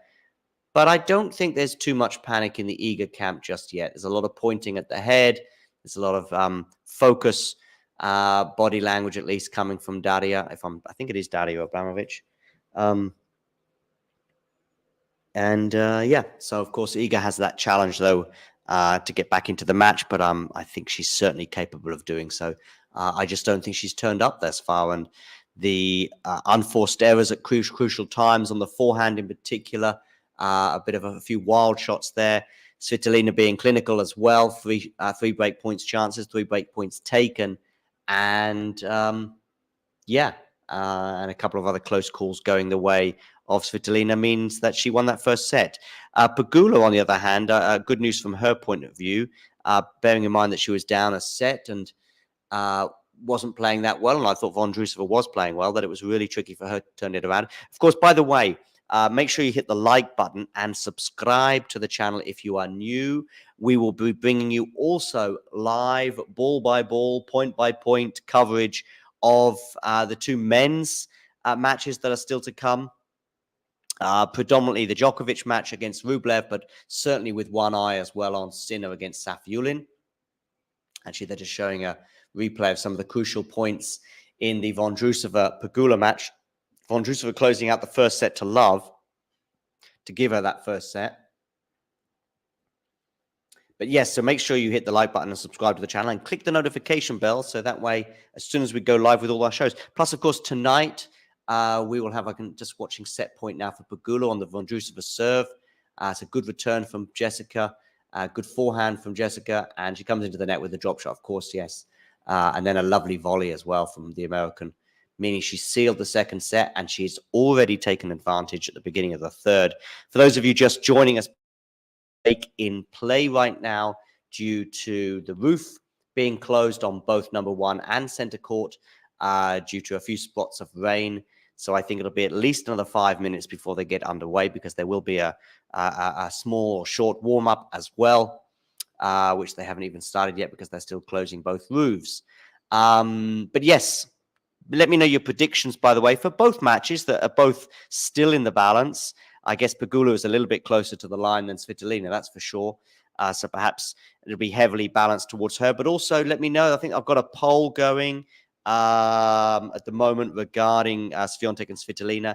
I also posed a question earlier on. Which of these 4 players will be making the men's final? Alcaraz, Sinner.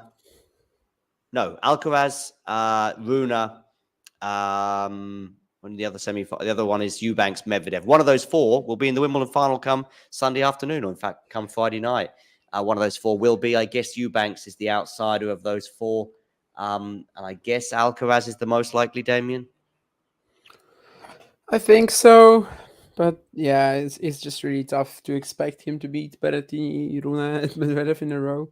But he is the favorite to do that, of course. Yeah. Especially against Medvedev, I think he could use like the same set of tactics that he did in Indian Wells. Indian Wells, yeah.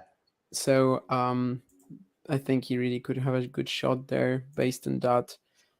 And Hi, Japes or Japes or Japes, probably Japes, I imagine.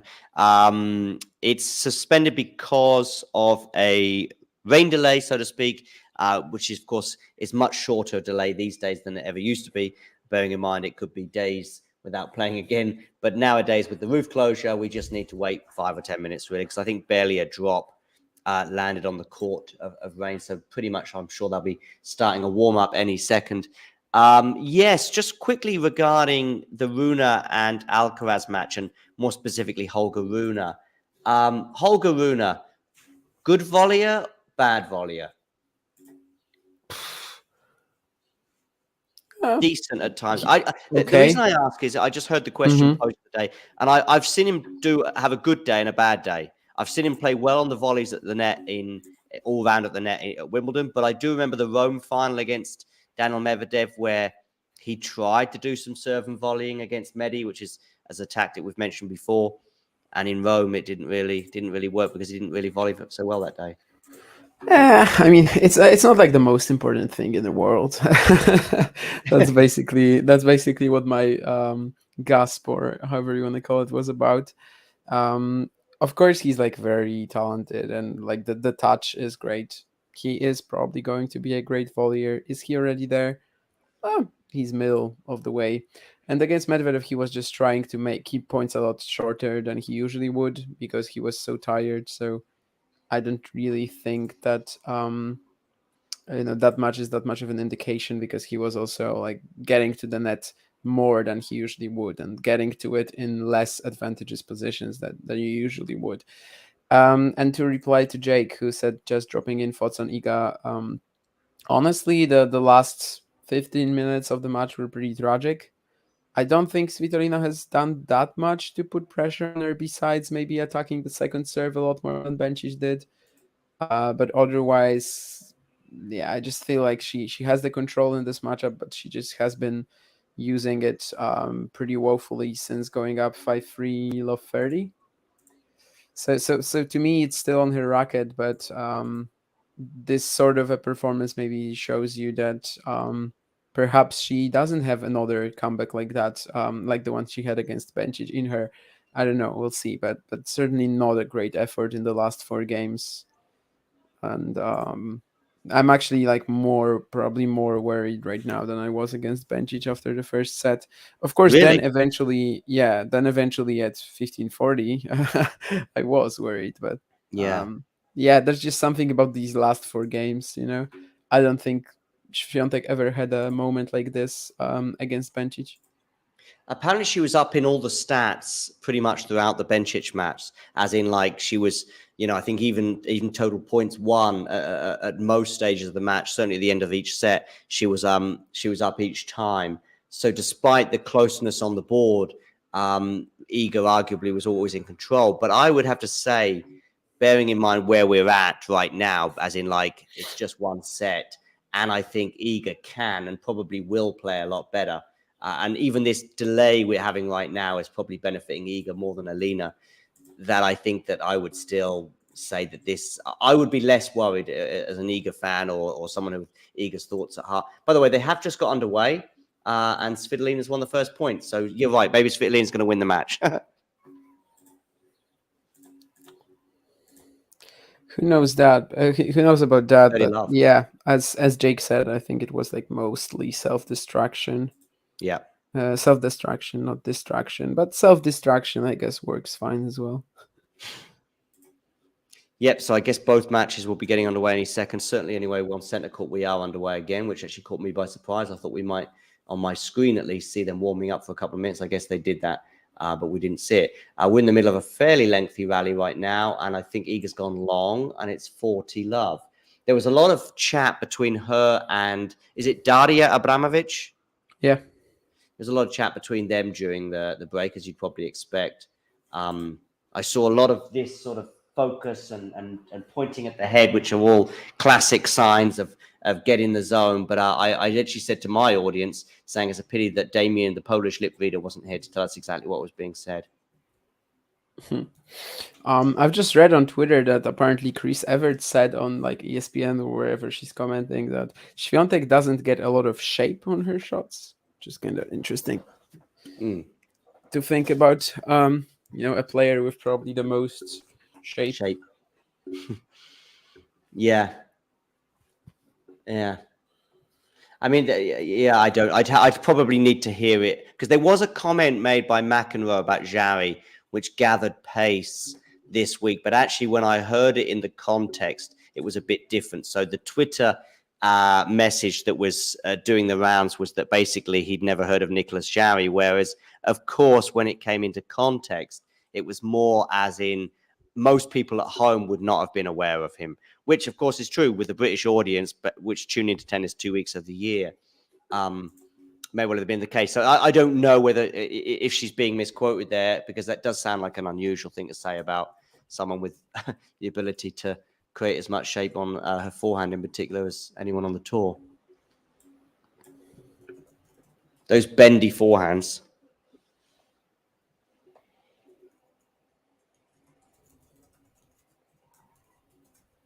Well, Iga will not want to go down a break here. The thing is, Svitolina is likely to just sort of keep making her play an extra shot, which normally would result in getting rolled over quite easily. But because Iga was, let's say, a little generous in the first set, that's aided the Ukrainian somewhat.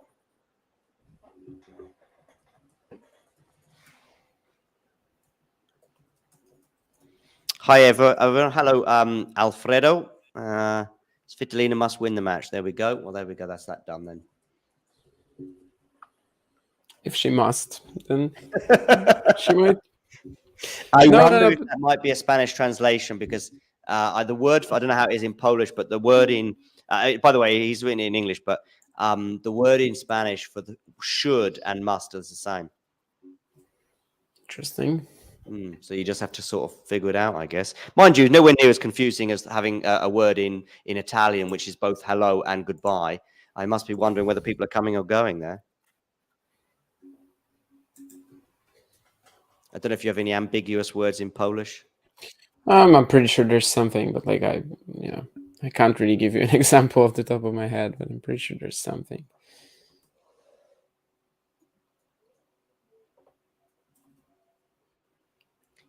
I guess, do you know Brazil could have two meanings, as in, like, have you been to Brazil or have you heard of Brazil?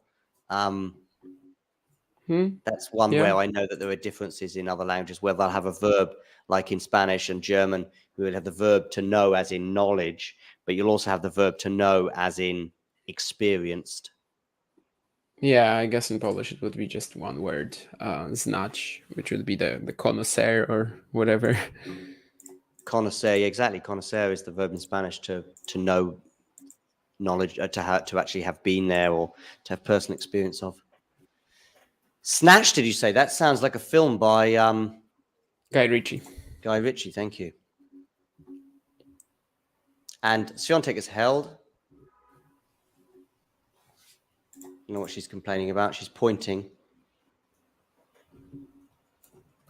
Maybe she's saying, keep an eye on my iPhone. To the umpire. Anyway, 1 game all. I think that break will do her some good. And I can see her winning this now in 3 sets.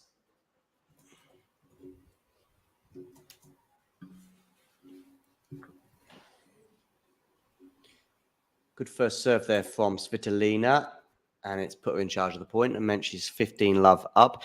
Interestingly, Pegula and Vondrousova have yet to resume play. So I guess maybe they closed the roof a little bit later there. I mean, I think it was a preemptive. It was a preemptive closure of the roof. Finally, the organizers are thinking. Yeah. I mean, in Formula One, they can sort of tell, a long way in advance and at the exact time that the first spots are going to start to fall. So the technology is there. Well, I'm sure it's not cheap, but Wimbledon is not exactly a cheap operation. Svitolina leads 30-love. Jake asking how many languages I'm fluent in. Just 2, really. English and Spanish. German, I get by. Oh, it's a loose return there from Iga. So putting the backhand wide. So it's 40-love. And it does look like they're just getting underway with Pegula Vondrousova. I might switch over to that match at the change of ends here if Svitolina holds.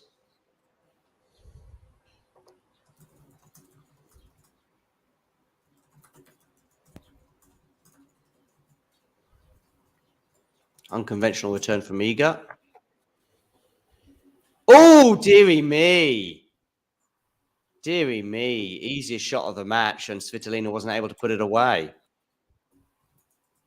Just a little tap over the net, but she didn't get it over the net.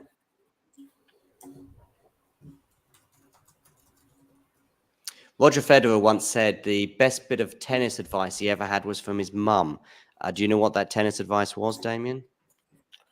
Tennis advice from Roger. Tennis advice from Roger's mum. So Roger's mum to Roger, like don't miss or something like that.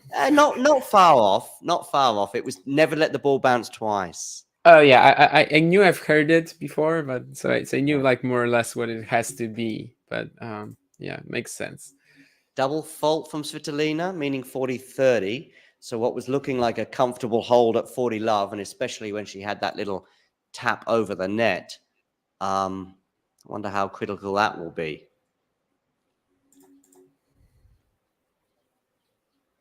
She can't get a first serve in now, either.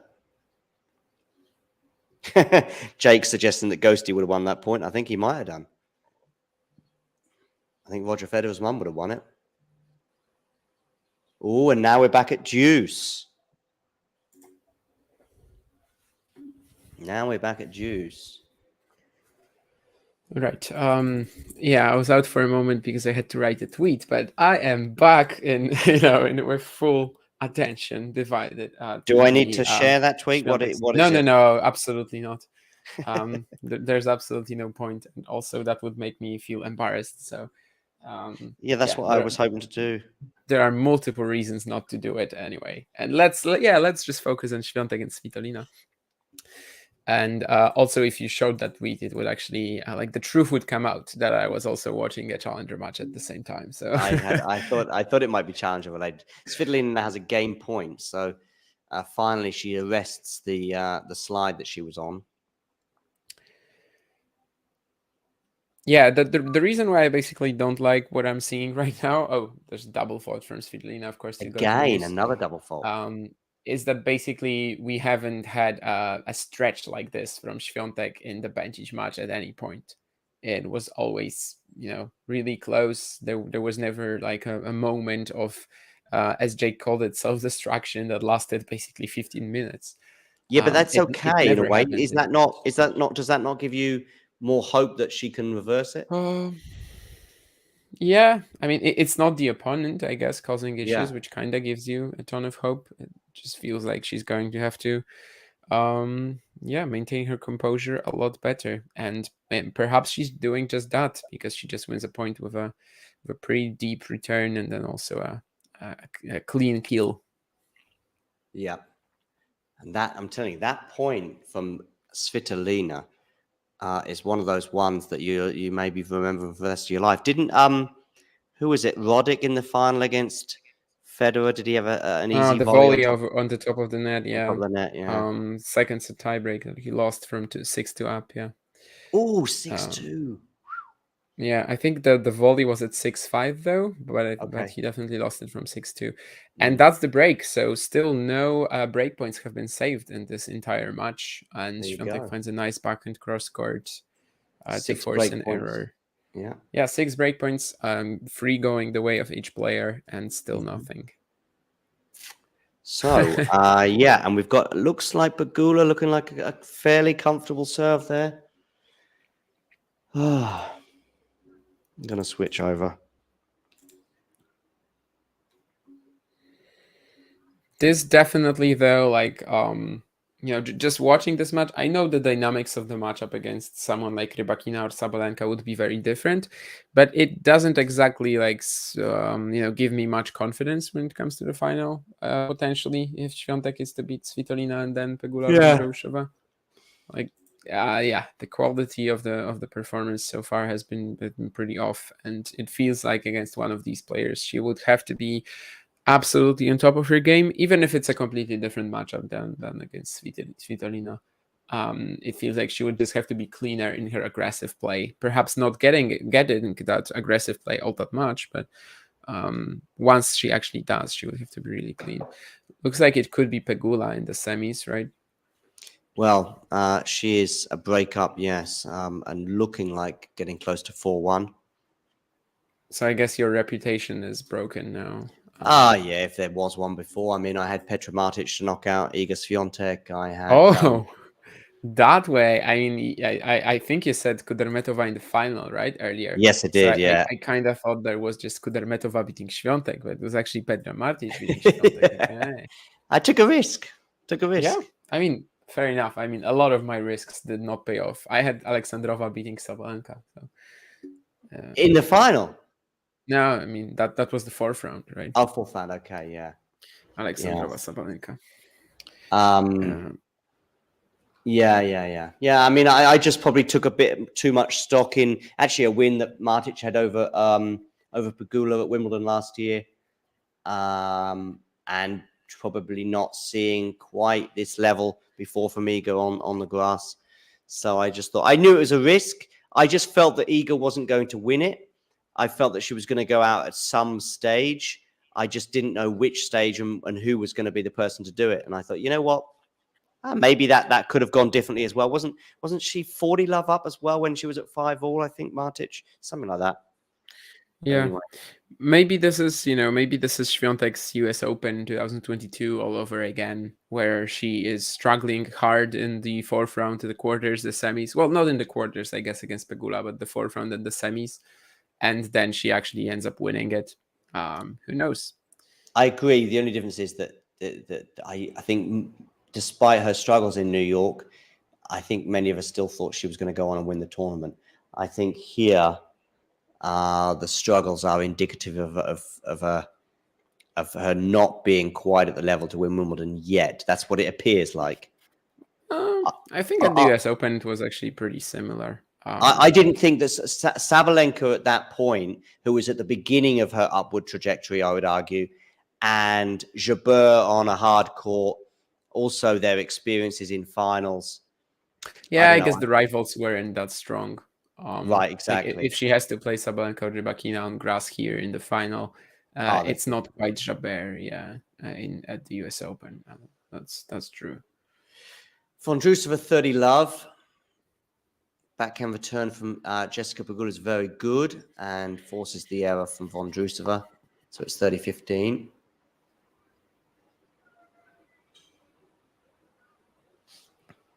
Yeah. Jake there saying he had Vekic in the final. What a flop. Yeah, I had Kudermetova in the semis from that one, so I totally get you. I think Kudermetova Vekic was like the main choice that everyone was taking there, and Terry is kind of right that Svitolina is also leaking errors quite a lot now. She's of course not the dominant player here in the rallies like Swiatek was. But yeah.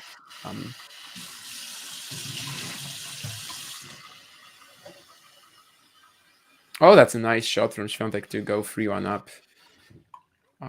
She also had a big lead in the opening set. She ended up wasting it, and she will be determined not to do it this time again.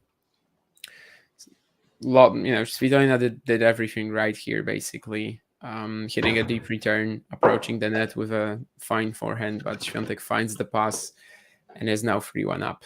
So definitely a nice effort to come back from losing the opening set and losing it in such fashion as well. With the last 15 minutes just being so poor.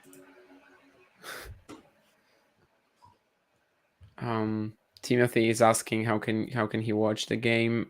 Depending on the country you're from, I don't think there's like an answer to this that everyone can find. Every single country has like a different broadcaster. There is actually an answer I think that works globally. You can watch it through our eyes, Damien. Yeah, I guess, but you're still gonna get more out of it when you actually turn on the match. So maybe check the list of like Wimbledon broadcasters in your country. Yeah, I think Timothy's probably looking for an alternative.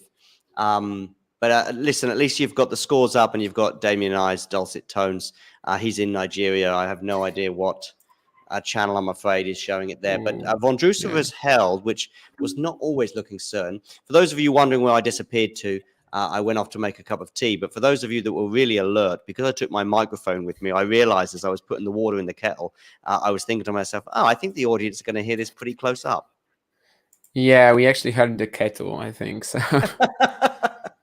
Giving you some extra coverage that you would not get via the tennis channel, ESPN or BBC. So there you go. According to like the Wimbledon website in Africa as a whole, Wimbledon should be on Canal Plus International. Canal Plus. But whether you get it in Nigeria, I don't know, because like the Wimbledon website just says it is the whole like African landscape, that can watch it. So I'm not sure, but maybe that's it may well be the case. May well be the case. Jake says he thought you were I know, peeing. I saw that, yeah. Where are you peeing? Kettle only. Despite my carelessness with the microphone, I would realize at the crucial moment, I think, in that situation. Vondrousova, by the way, went big on a forehand and went long. This time, Pegula. Oh, what a volley! What a volley from Vondrousova. I thought there's no way she's getting a racket on that. And not only did she get a racket on it, she got more than just a racket. She actually got a winner from it. Wow. these were not dual set tones, but clearly, I mean, I have not seen this volley, but clearly, if it got this much of a reaction from John, it was probably amazing. And Possibly, or is it me showing who I predicted to win the match? Possibly. I mean, John is very, very focused on his predictions and keeps talking about them, and especially if they are right. So now we've got and by the way, smash. Svitolina has just helped to keep herself in the set. Okay, big hold there. And Vondrousova now has 2 break points, just at the point that my kettle is boiling. Did he take the microphone with him again? I guess we're gonna see in a moment when you're gonna hear some peeing noises, but that's probably going to be actually him just pouring the coffee into a cup. And I think we can hear something, so potentially he actually has that's for sure what you came here for. Us wondering whether John took the microphone or not. So, sorry, Jane, for the hearing sensations that you must have gotten when. Oh, so yeah, sometimes I hold the microphone a bit too close to my. Yeah, Jane is also suggesting. Yeah, sometimes I hold it a bit too close to my mouth, but maybe I need to keep a slightly larger distance. 30-40, though, Pegula's won one of those break points. And that's another crazy, huge second serve return from Svitolina, and then a fun, great forehand to close it out. This is the sort of play that we wouldn't really have seen from her, I think, before her maternity leave. Maybe becoming a mother has made her a different player. It's a bit of a joke, but she definitely is playing with just braver now, and is able to take more risks on the forehand. Swiatek is able to take a lot of risks on the forehand herself, though, so she wins this point with a fabulous forehand. one. Yeah. Really flat.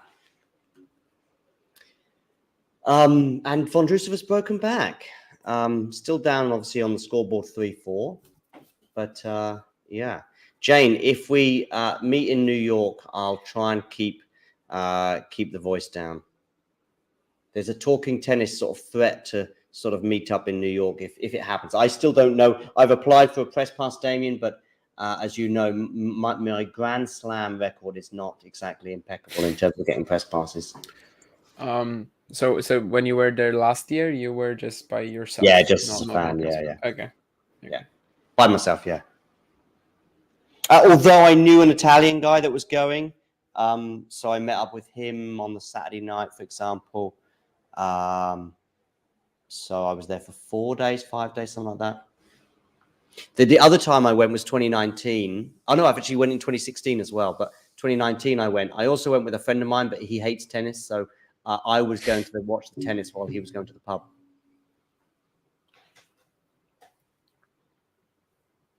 What's going on here? Vondrousova's gone wide, has she?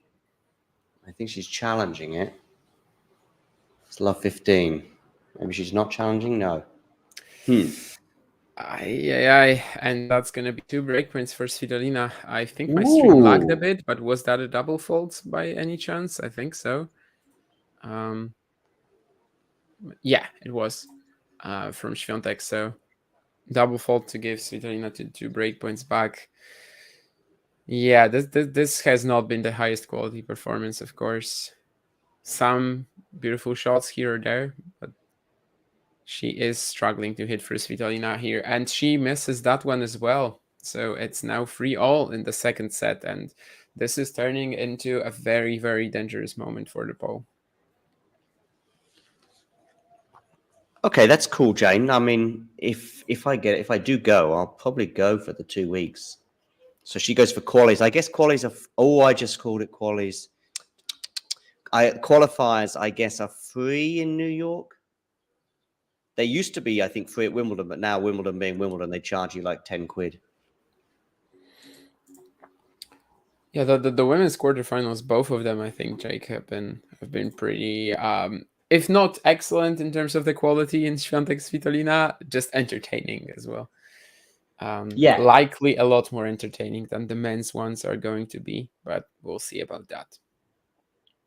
Yeah, I mean, sometimes you can get a final or a match like maybe I think the US Open final of 2020, but definitely the Wimbledon final of 2001, where there was so much on the line for both players between Rafter and Ivanisevic that even if the quality, looking back, may not have been the highest quality, the drama was just great. Yeah, and also playstyle wise, it was pretty tough to watch, right? You mean, but Wimbledon was tough to watch for most of my Yeah, life. No. that's true. I was talking to Michael Stick the other day, and I didn't mention it, but a lot of these guys from the other generation, by the way, Vondrousova's hell for all, they sort of missed that generation serve volley. Michael Stick said, I don't know why these guys are running around at the back of the court all the time when they could finish points off a lot quicker. But honestly, it's a much better watch nowadays. Yeah, even for me, like a guy who really enjoys any net ventures and serve and volleying, I have to say because it's unique. Yeah, if it happens all the time, it's not going to be as exciting for me. For sure. Agassi was exciting, not just because he was exciting, but because he was like, wow, winning Wimbledon from the back of the court. Yeah, I of course have not seen many matches from 90s Wimbledon. I've definitely seen the 2001 final, which I think gives you a bit of a reflection. I've of course seen the Federer Probably the Sampras last one as like well. that, because Leighton Yeah, Hewitt I went mean the next Hewitt year. Nalbandian. I mean, of course, that's not a serve and volley final at all, right? But No. that was also when they changed the grass in 2002. So Yeah. I guess Federer change. Philippussis was closer to Ivanisevic Rafter than Hewitt Nalbandian was for sure. But, Is that because yeah, did you suggest the other day that Federer was playing a slightly different style in that first year than other years? Yeah, I mean 50% serve and volleying. Yeah, which is nuts. Which right now it just doesn't seem real. And even when in 2014 and 2015, that Edberg era, he was still playing serve and volley at Wimbledon like 20% of the time. So yeah, it's a huge difference. But yeah, even just seeing that these matches from like Ivanisevic Rafter or Sampras Federer at 2001 Wimbledon, of course not live or anything. I only saw them. There's a replays of them after a long while. But they were significantly less exciting to watch. And if they weren't like historical matches, if they weren't just events that you kind of have to know about, I would probably not have finished them, or like skipped to the most important moments. So I totally get like what people mean when they say that the 90s Wimbledon was somewhat unwatchable. Yeah. The only thing was that you were so used to it in a way, so you didn't know that it could be different. Right, exactly. But then when you saw Agassi and then later Hewitt, it was like, oh wow. And I think they got a bit more love because of that, particularly Agassi anyway. It was a bit more difficult for the British crowd to love the sort of very confident, let's say, Australian. It's a very, very nervy approach here from Swiatek, and I mean Svitolina just gets another point, and this is very similar now to the last 4 games of the opening set, where Svitolina is just winning all the points right now. I think Vondrousova could have done better in this service game as well. She's at 40-30 right now. She's facing 40-30, but that's a lovely winner though off the racket of Marketa. And a lovely +1 forehand from Swiatek's racket as well. As soon as you said a lovely, well, of course she's serving, so I guess I should have known. But even without knowing, if you said to me a lovely +1 forehand, that's unlikely to be Svitolina. It's unlikely, but it's more likely right now than it was in her prime, I think. If maybe this is her prime, maybe this is her pusher. Prime. Yeah, I mean she was definitely like the most defensive player in the top 20. Probably more defensive than Halep, I would say.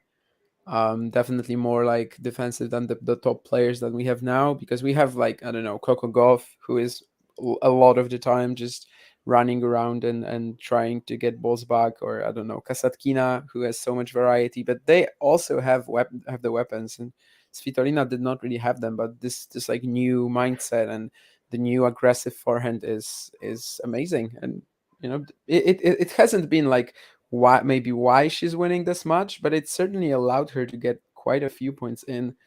And another +1 forehand from Swiatek, by the way, which was like almost the same shot. This one maybe even tougher. Just seen an incredible rally that I'm going to guess was about 30 shots. It included a net cord. And at one point, one player was up. At another point, another player was up. And finally ends with Vondrousova hitting there was a drop shot attempt from Pegula that was just not good enough. And I thought, here comes the end of the point. Vondrousova's going to finish this off. But she didn't. She put it into the net. 31 shots. Yeah. So there you go. I mean, Svitolina just blasted a fantastic forehand to get to 30 all. So I guess this is as much of a confirmation as you can kind of get of how much more aggressive she's able to be with this shot now. And yeah, her game has become more enjoyable. It's become more complete, and maybe she is about to score what would be one of the biggest wins of her career. Is it 30 all at the moment? Yeah, she has been in 2 Grand Slam semis before, of course, but neither of them were really close. And it feels like against Pegula or Vondrousova, like that's where she would actually have winning chances, because she was blown out, I think, by Halep and Serena. Ooh, she went there. She went for the second serve return there, but I think she just missed it. Yeah. But she is going for it, and you have to appreciate it, of course. This is a huge game now with that 31 shot rally and 2 or 3 deuces being at 4 all. For those of you tuning in, wondering why it sounds like Damien and I are talking about 2 different matches, is because we are. That's some great defense from Svitolina again, but there's that cross-court forehand from Swiatek, which has already given her 3 points directly in this game, and that's how she closes it out too. So back to 4 all, but this was already kind of scary for her. And yeah, right now it just feels like it's going to remain as tight as nails, at least in this second set. Sabalenka or Rybakina, presuming that those are the sort of 2 heavyweights at the moment on the other side of the draw? No bloody clue. I've gone Rybakina, but yeah, it could easily be Sabalenka.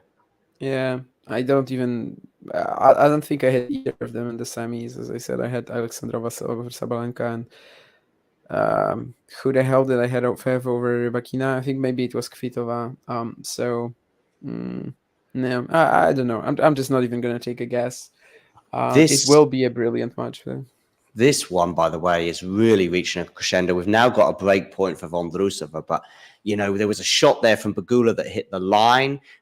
Not only did Vondrousova deal with it, she got it then back in the corner, almost on the line as well for Pegula, and some incredible defense from both players. Yeah, there is some incredible defense here from Svitolina as well. Maybe Swiatek could have done more with the volley though, which is like an issue that comes up again in this matchup so far.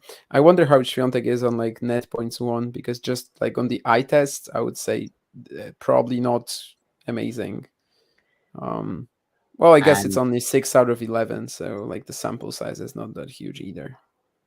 And by the way, Pegula's gone long with the forehand, and we've got a break. And now Vondrousova, who is staring down the barrel, I think it was at 4-1, has won 4 games in a row and will serve for a place in the semifinals of Wimbledon. But more importantly, to serve to justify my prediction.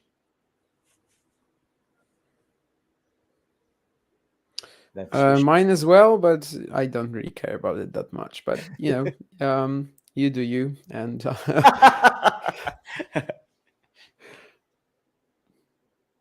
I even said to Jack yesterday in a show of his on the Line podcast, and I said, I'm putting my reputation on this one.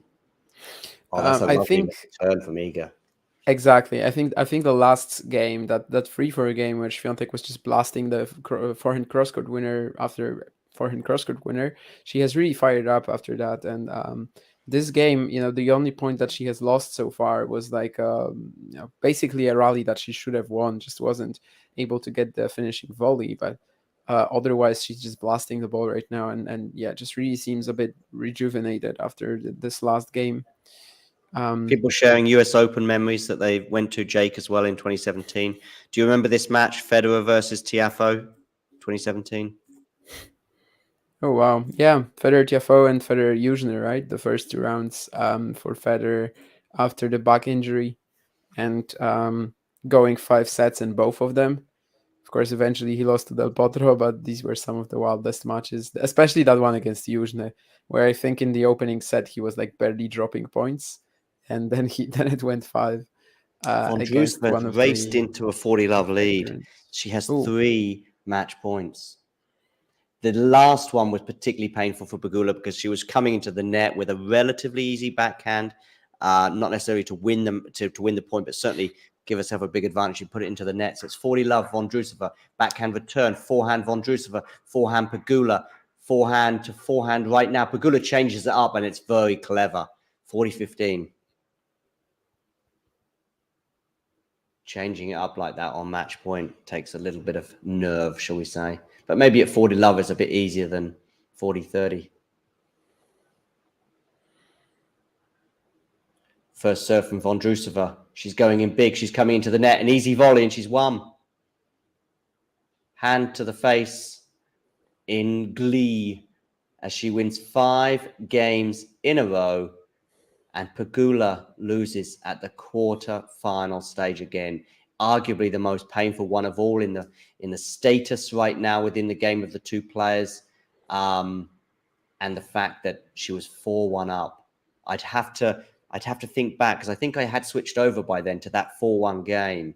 I don't know how close she got to a double break. By the way, Svitolina has got a game point now over on. Yeah, one of these breakpoints she like forced an error out of Iga with some good depth, but the other one Swiatek was in control and just missed a pretty wild forehand. Yeah, she will regret this game because of course if Svitolina takes this game point, she's actually gonna have to serve out. Serve to stay in the match. Yeah. So we've got another missed chance. 77 people tuning in, so make sure you hit the like button, and if you are new to YouTube, at least hit the subscribe button as Svitolina tries to force Swiatek into serving it out.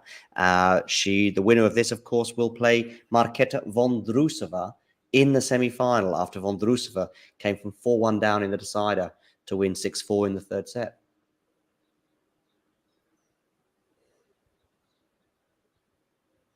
Oh, that's a poor forehand from Swiatek into the net. And Svitolina punches the air with delight. Iga looks towards her box. She's still very much in the match, but arguably 4 points away from defeat, if that makes sense. It does if you know tennis.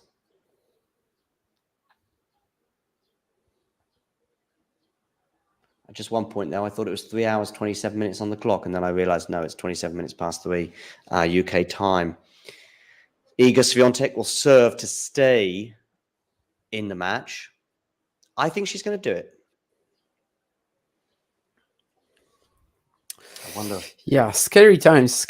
Of course, she was in this position twice against Bencic. At 4-5 and 5-6. The 4-5 game was clean. The 5-6 game, we all know how that happened. But eventually on the match points, she actually played with a lot of margin, but aggression at the same time. So, but yeah, I don't think Svitolina's ball is as tricky to face as Bencic was, but she's definitely doing a much better job attacking her second serve. And have said it time and time again, but like the more attacking mindset from Svitolina is also so clutch here. Other than that, of course, a pretty, the performance from Swiatek has not been that sharp, but still, Svitolina deserves a lot of credit too. Indeed. Ghosty's happy. He's not a fan of Pegula's. Is it because of the reaches of her father? Which Yes, I think exactly. for a lot of people are a turn off. I don't really get it, but no, it doesn't. I know it's a thing for people, so that's why I ask. In terms of her personality, I don't know. She seems all right. In terms of her playing style, I mean, she was making that match as much as Vondrousova was today. I think both have a level of aggression to their play, which was exciting, and yet we can still get amazing rallies like the 31-shot rally we had at a crucial stage, which Pegula ended up winning, actually. And of course, coming to the press conference with a can of beer always gets a few points in my book. Beer or sunglasses, I'm going to go with the beer every time. Yeah, we've got Swiatek at 30 love, so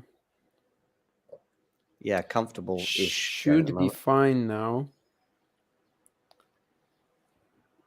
It seems. And again, it was also like the serve and the +1 forehand coming in clutch.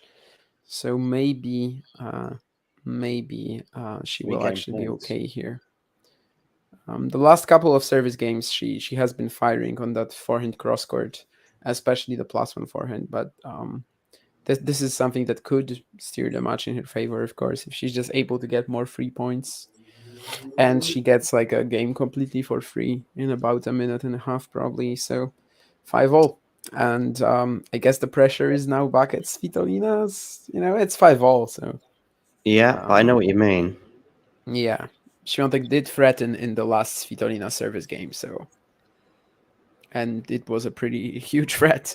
She just didn't take the 2 breakpoints, and I guess that also means that there were finally some breakpoint saves in this game, right? But in this match, but maybe we've already missed some. No, it was these were actually the first. Probably 2 the first, breakpoints. yeah. No, these are actually the first 2 breakpoints saved. Yeah. Svitolina is also winning 81% of her first serve points. That's ridiculous. I think. Like, that's straight up ridiculous. And I'm not really sure if it's been like this in this match. So I can't really say that. I think in this match this is also a matter of, her improved attacking play, but probably not just like in the Bencic match, but against Bencic, Świątek was like really going for her returns, even when it seemed like this isn't really giving her anything, and like she's constantly missing, and she shouldn't be going for them that much. Here in this match, I think it maybe hasn't been as clear.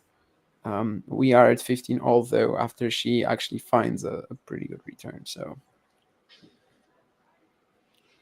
yeah, I see this going to a 3rd set now. And Svitolina says no with an ace down the tee. This is actually her first ace of the match, I believe. Yeah, Świątek hasn't had any, and Svitolina, this is her first ace. But what a wild match we have here. I was not expecting that tuning into this live stream. I mean, when you asked me yesterday, I was like, okay, it's going to last 80 minutes. I can come. But then, yeah, you kind of misled me into sitting here for like 3 hours. But who cares? I'm gonna, of course, I'm going to stay until the end. I'm joking. But Nick is going to. We're prolonging Nick's wait, but I think Nick will be delighted to wait an hour or so, because that will mean that Iga's forced a 3rd set. Because he's so Nick is doing like some other Yeah, he's doing the wait. Well, I mean, basically he's doing Djokovic, although I'm sure they'll be covering a bit of Sinner and Safin as well. I think James will be joining him at some stage as well, with a nice return winner there on the forehand for Iga, making it 30-all. Yeah, just having a look at some of the stats here on TNNS. Svitolina's hit 7 double faults, according to TNNS. Yeah.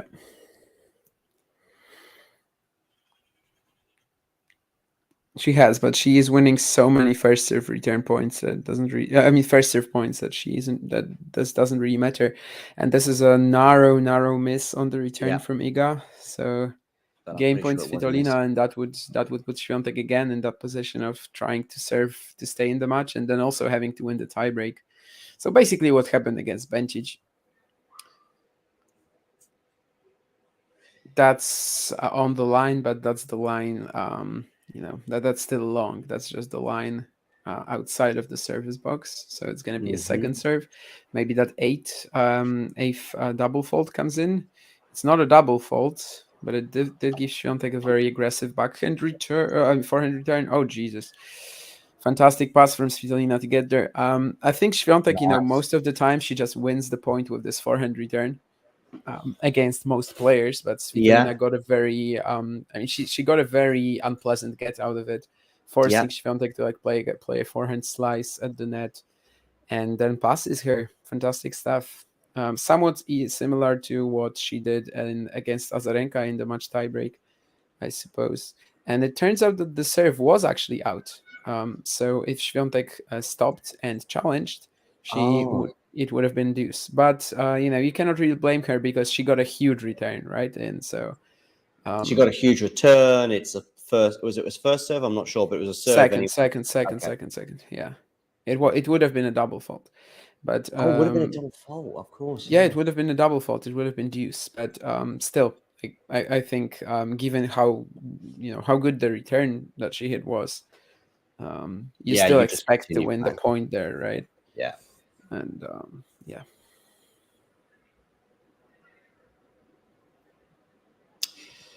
Yes. So just one ace in the entire match, I think, because Swiatek hasn't hit any. And it's, I don't know why TNNS does this. They go for breakpoints saved rather than breakpoints won. So I find it very confusing. So Svitolina has won 4 out of 4, I think. And Swiatek has won 3 out of 5. Yeah, someone on Twitter just gave me, like in my comments, someone just said something pretty interesting that I wasn't really thinking about because I was, barely watching Pegula Vondrousova because of the Swiatek Svitolina match. But like the rain delay at 3-1, maybe it was actually crucial, right? The fact that they were closing the roof, right? Yeah, Pegula Vondrousova, I mean, yeah, because well, Pegula is the opponent who, is the player who had some previous issues at this stage, right? Yeah. So when she gets like 30 minutes to, well, 30 maybe is a stretch, but like 20 minutes to think about stuff, and maybe it actually gets into her head. Of course, after the rain delay, she still won the first game, but from that point onwards, she lost the next 5. So maybe it was a factor. Maybe we are going to hear it. Hear her talking about it in the press conference or something. Of course, she's one of those things that she should be asked about for sure. Yeah, and I think she probably will. Yeah, it's obvious enough where someone will probably do it. Yeah.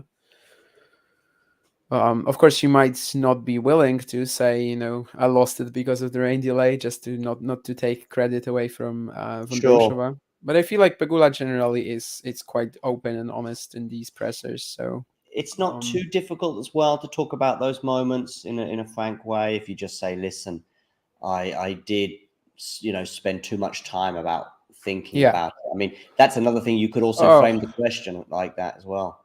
What a miss from Iga here, and it's oh dearie me, easy forehand, and technically, or not technically, but exactly, Svitolina's 3 points from victory right now, 15 all.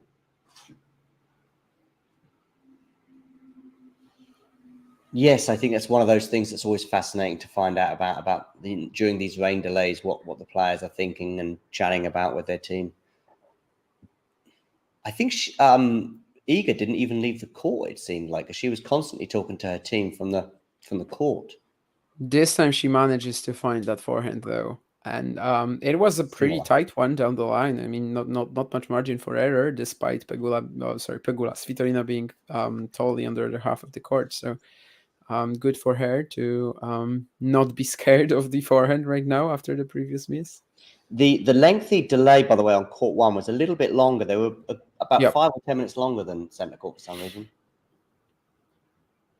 Maybe the roof system is different. I'm not really sure. Maybe they were slower to close it.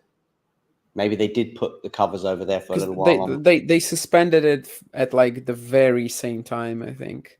I think it was. They suspended the matches, so I'm not actually sure. But they did return a bit later.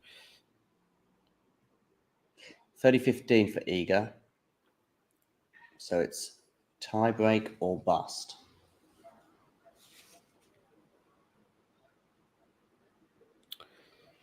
Looks like it might be tie break. 2 points to get there. 40-15. The forehand has been the central point of this game. One loose one that went long, and one that forced the error just there, as well as the previous winner.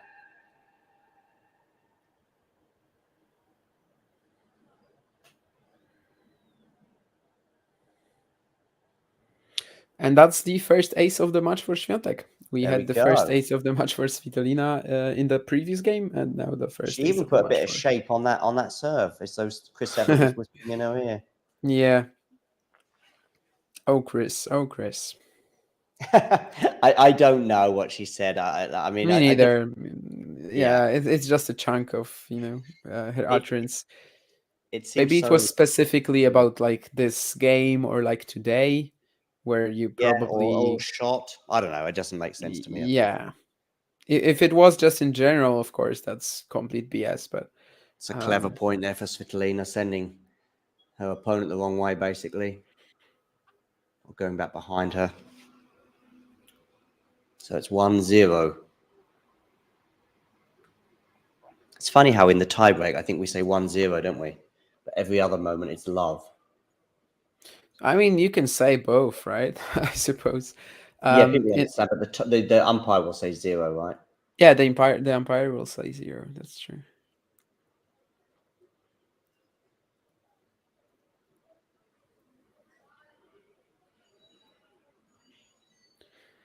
And that's a nice cleanup of the forehand from Swiatek as well. So a couple of very quick points going the way of the servers.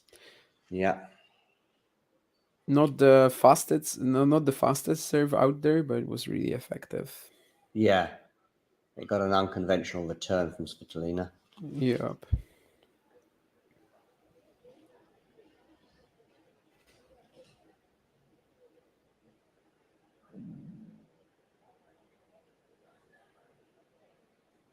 For those of you just tuning in, make sure you hit the like button, as we're at this crucial moment in this semi-final, but in this quarterfinal for a place in the semi-finals between Swiatek and Swiatek goes long, and Svitolina has the mini break.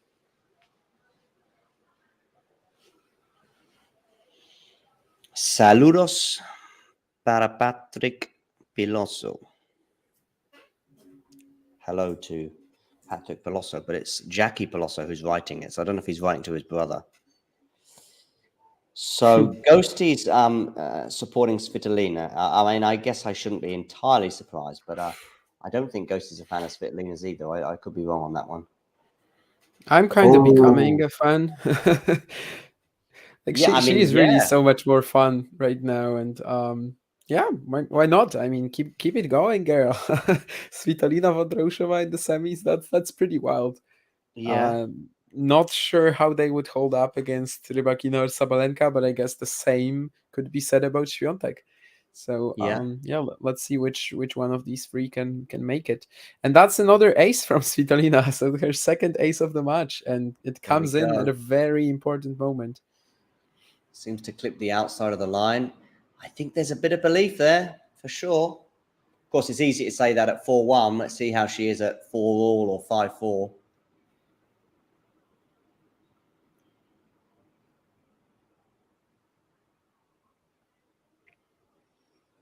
Where's Gael Monfils? I'm not sure he's there. I at least I have not seen him at like I haven't any of seen the him, no. matches that I saw from Svitolina. Maybe he's practicing for his own Wimbledon next run? event. Oh, okay. Legends? Not yet, not quite yet, but he did say that he's like one injury away from retirement. So Yeah.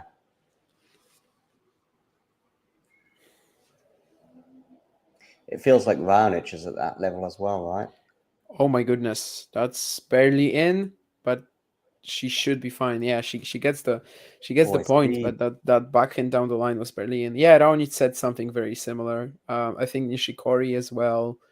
Yeah, Nishikori at the Lots of moment what's he playing? Is he playing challenges? He's playing something in yeah. the US. He played in Bloomfield Hills last week. He lost to Denis Kudla, but the courts were like very fast and favored flat hitting, so Okay. kind of perfect for the American.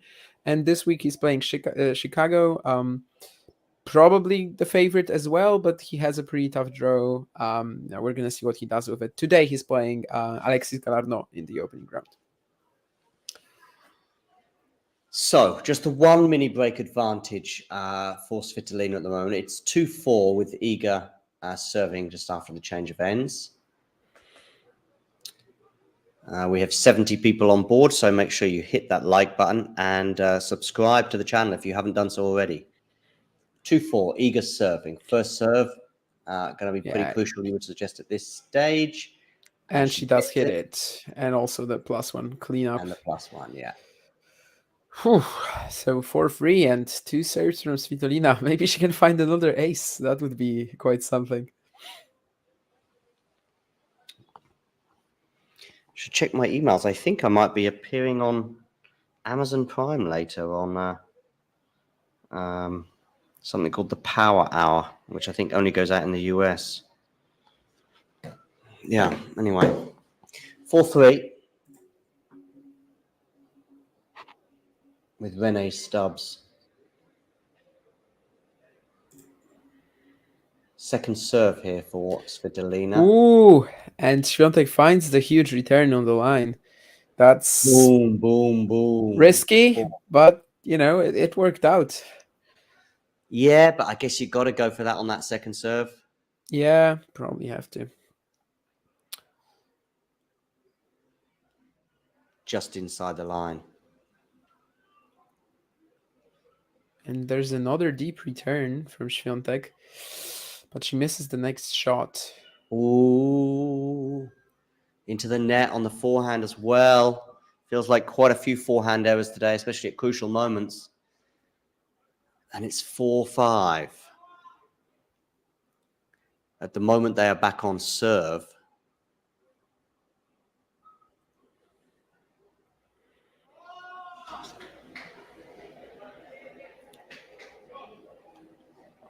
Ghosty saying he's loved Svitolina both before and after the baby, so that's nice to know. Don't know how Gail Monfils will feel about that.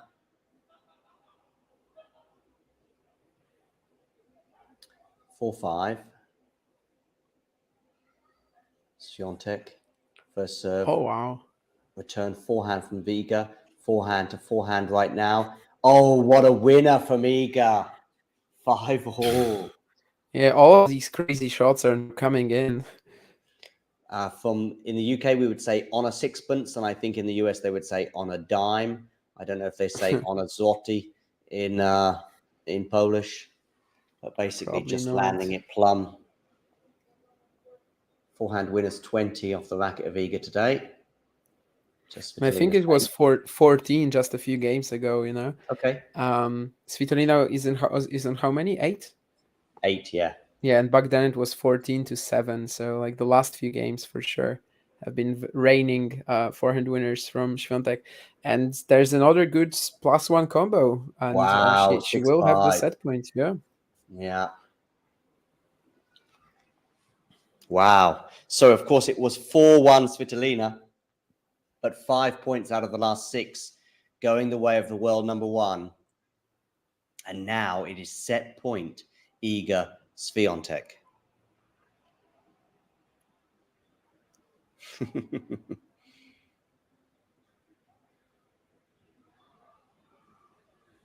very nervous poll I can see in the audience. Who wins the point? It's going to be Swiatek, as Svitolina just misses that backhand down the middle. I mean, she's just so incredibly clutch right now. Cannot really 6 believe points out of 7. how the extent of it, but this very well could be another clutched out win. That's just something. That would be something incredible to do it twice in a row. I mean, it's not quite match points, but 4-1. And she was serving to stay in the match on 2 occasions, although I think both were comfortable, weren't they? Certainly the first one was super comfortable. I think they were both comfortable holds when she was holding to save in it. I think she might have dropped 1 or 2 points in each match, in each game. But we are into a third set. The Novak, Djokovic and Andrei Rublev match means that's going to have to be put back probably about another hour.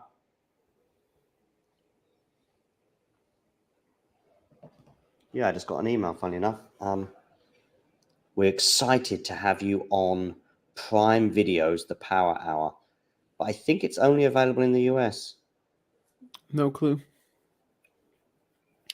I've seen it on like Twitter, but yeah, no clue. I've seen clips, but I did go on. I've got an Amazon account, and I went on there earlier to check out previous episodes, but unable to do so. Ghosty's frustrated though. He was hoping to see Svitolina finish the job. I imagine Nick is doing cartwheels around his living room right now because Iga has clutched it, has grabbed it, whatever is the verb. and she's forcing a third set. Yeah, 4-1. I don't remember the 4-1 point very well. The 4-1 point, I think, was just another easy cleanup, after after the serve. Yeah, because she would have been serving at 1-4, I guess. Yeah. And then 3-4 was the return winner. Yeah. And then 4-5 was another deep return, which then she missed the next shot after. And 5-all was the huge. Sorry, 4-5 was the point to go 5-all was the huge forehand that she landed just in a rally. Maybe she just didn't have the chance to, but of course she probably would have liked to have avoided the Iga forehand if possible, but maybe that just wasn't possible. I mean, but Iga with those forehands, the one error that Iga did have towards the end was on the forehand side as well. That was at 4-all. But yeah, big points, big moments, big players. Djokovic is on centre court, right? So I guess the other one is Safiullin. Sinner will be on court 1. So I guess that one's getting underway any moment, actually.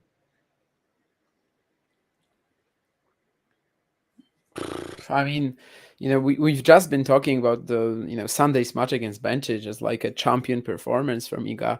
This might be similarly strong because she's actually, like, for the most part, she was really inconsistent with her forehand. And also, the fact that her second serve was attacked like this from Svitolina was kind of, was tough to handle for her. And then late in the set, she just starts getting almost every single first serve in. She cleans up all of these +1 winners, especially forehand cross-court, without any issues. And yeah, amazing turnaround from 1-4 in the tiebreak as well. We're basically watching the same match all over again, I suppose, as on Sunday.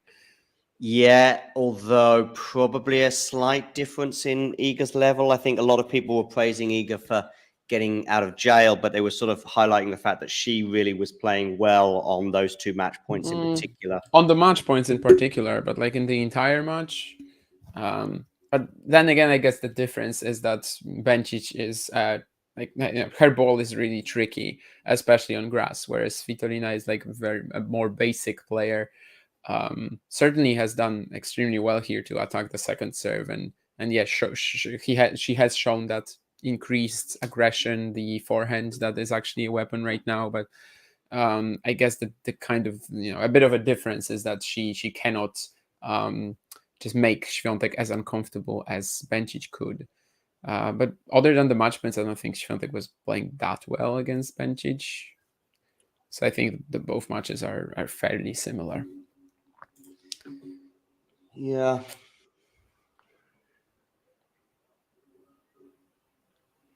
Just sending a Twitter out there. Swiatek and Svitolina have already got underway, and Swiatek is serving at 30-15.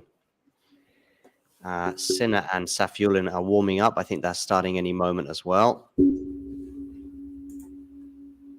Yeah, it has already started, and Safiullin has won the first 2 points.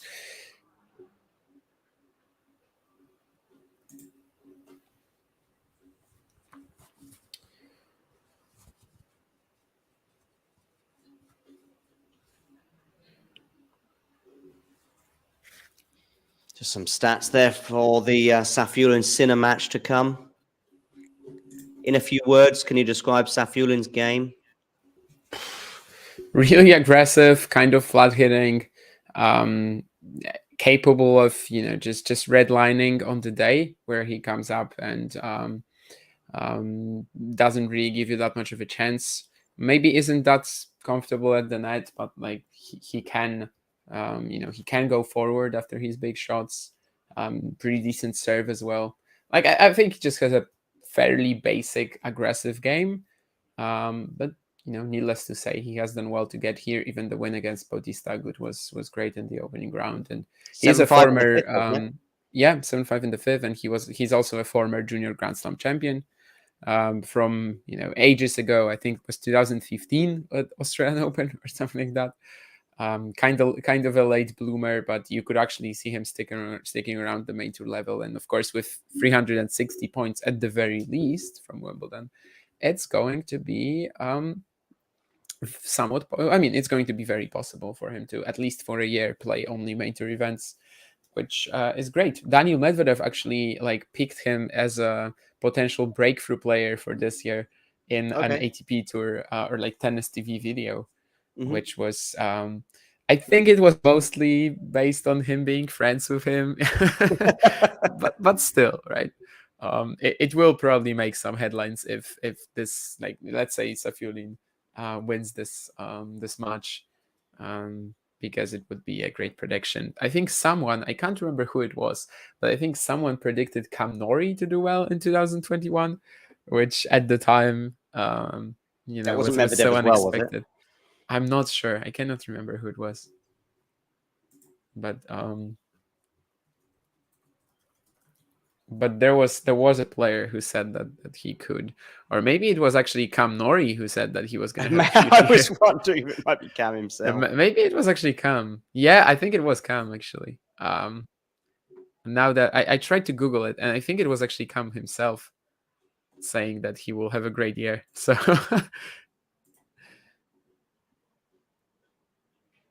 yeah, there was an ATP predictions video, and which player would have a breakout season in 2021. And he said, I would like to say myself, I think I'm going to have a breakout season this year. It's obviously a big statement, but I'll back myself. Let's see how it goes. And yeah, he did just that, which is just wild. Yep. And we've got 15 all on the Svitolina serve.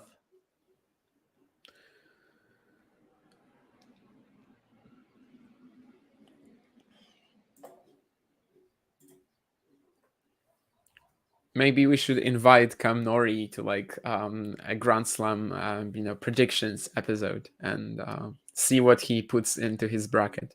Yeah, see what he does. But I think at this Wimbledon, he probably wouldn't have had himself losing to Eubanks, right? No, he lost in 4 as well, right? Yeah, I think so. He probably would have had himself making the semis, maybe losing to like Alcaraz or something. I don't know. I mean, the thing is, you're not going to predict yourself to lose, though, either. I mean, I was going to say, yeah. I mean, you're going to predict yourself to win, are you? Neither. I get it if you are. I get it if you are, but I mean, deep down, Novak probably does think, yeah, if I was... It's very difficult to be honest, though, isn't it? When you're involved. Well, actually, maybe Cam would just predict himself to go to the final and lose to Novak. I feel like that would be a good compromise, sort of, right? Yeah. I mean, if he beat Eubanks, he could have made the semis. Eubanks played whom in the third round? Something fairly comfortable. And then Tsitsipas. No, who did he play in the third round though? I'm sure. blanking now. Jere? No. Jere was in the Tsitsipas. Tsitsipas played Jere, and Eubanks must have played. I cannot remember right now. Jesus. O'Connell. Straight set. Oh, Chris O'Connell. Yeah. Okay. So yeah, he could have beaten O'Connell. He could have beaten Tsitsipas. I'm not sure he would have though. No, I'm not sure. Yeah, I think maybe Tsitsipas was actually a bigger favorite against Norrie than Eubanks. Like Cam just doesn't really pressure the weaknesses in Tsitsipas's baseline game on grass, I guess, like at all. So we've got game point for Svitolina to make it 1-1. Not anymore though, as Swiatek finds a pretty ridiculous inside out forehand return. Bravo Open. I've never heard of it, Ghosty, but it sounds kind of Czech to me. No. That's in Braunschweig. Okay. That's in Braunschweig. I was actually there last year. In it's Poland, a challenger. Yeah? No. Braunschweig. You in Germany? The city? Yeah. Ah. Braunschweig, the city in Germany, around Hanover. And, okay, northern Germany, yeah. Yeah, I was there last year. It's happening during the second week of Wimbledon. It's a Challenger 125, usually one of the best ones in the world. It's been voted as the Challenger of the Year by the players many times. The venue is like really ridiculous. Just the whole like complex and concerts being played there during the not during the matches, but after the matches. the courts. Their organization is just absolutely fantastic there.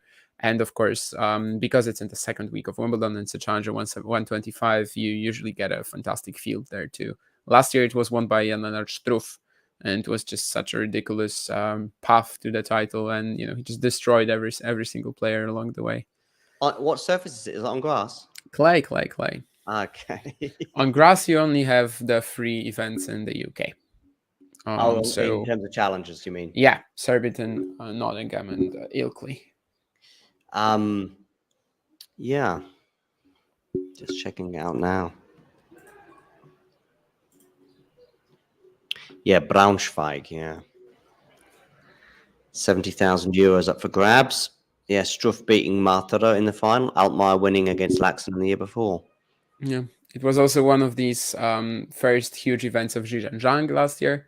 So Struff would have signed up having gone out to Alcaraz, I guess, at Wimbledon. Yeah, exactly. He lost to Alcaraz at Wimbledon. He was coming back off that foot injury. And in Braunschweig, he just looked like he was going to be in the top 100 in no time, which did not really happen for him in 2022. But of course, we all know where he is at the moment. Yeah, it's a pity he was injured and not able to play Wimbledon. Yeah, but yeah, that Braunschweig event was a real display of strength from Struff this year. Who wins it? Maybe this year it's gonna be Altmaier again, because as he said, he won the 2021 edition. He actually grabbed a late wild card for this event, so maybe he's gonna do it again. Yeah, because he was at Wimbledon as well, wasn't he? I mean, yeah, of course. He lost to Jesus, I cannot remember right now, but he had a very weak grass season, of course. Oh, he lost to Alexander Vukic, and he had just 1 win in 3 events during the grass season. So it makes perfect sense, I think, to play Braunschweig. He is actually on the court right now playing Taberner in the opening round. Yeah, Brunswick is like, I think, the other I don't know, not translation, but like you can probably I mean, yeah, could be. There's also this city like New Brunswick or something, right? Yeah. I think it's the English name of Braunschweig. I think is Brunswick. So in Poland we also call it Brunswick, so it's closer to Brunswick. But yeah, basically that the original German city, the German name is Braunschweig, but I think it could be just Brunswick in English. Transliteration, I don't think so. I think it's just an English name more so than a transliteration of the German one. Just like in Poland, I don't know, we have Warszawa, right? Not Warsaw.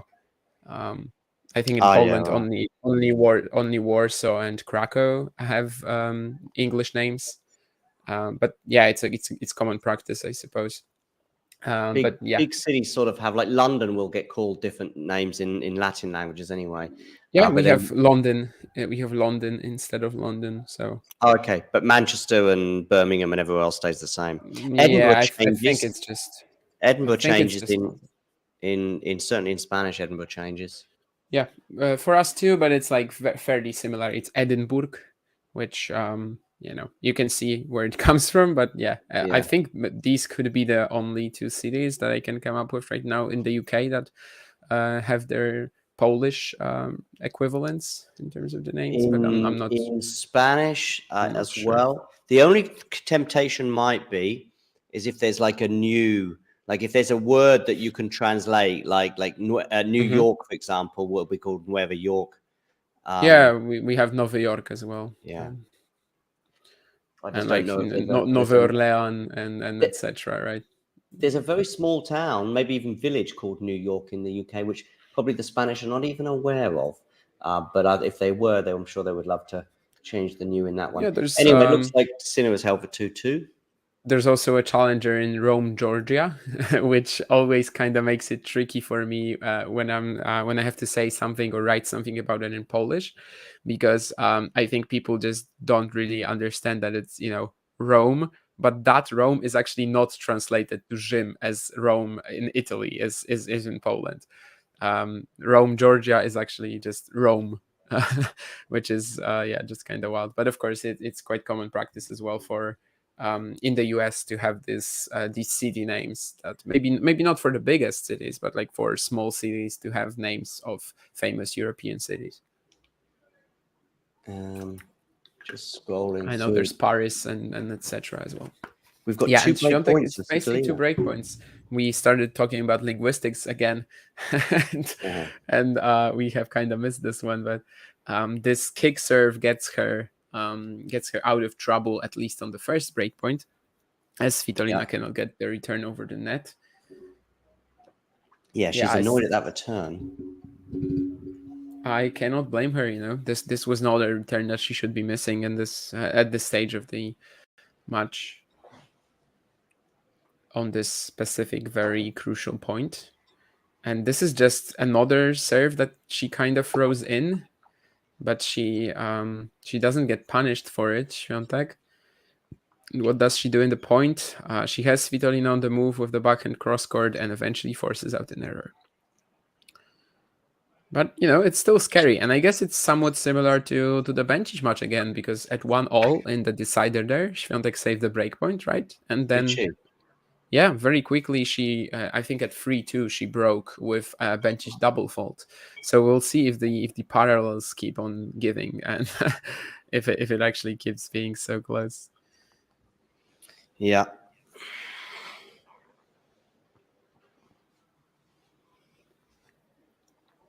Deuce.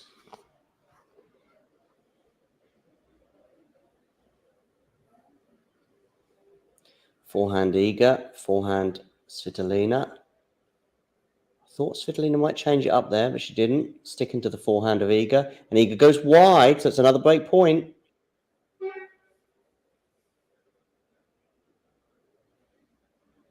She's pumped, Svitolina.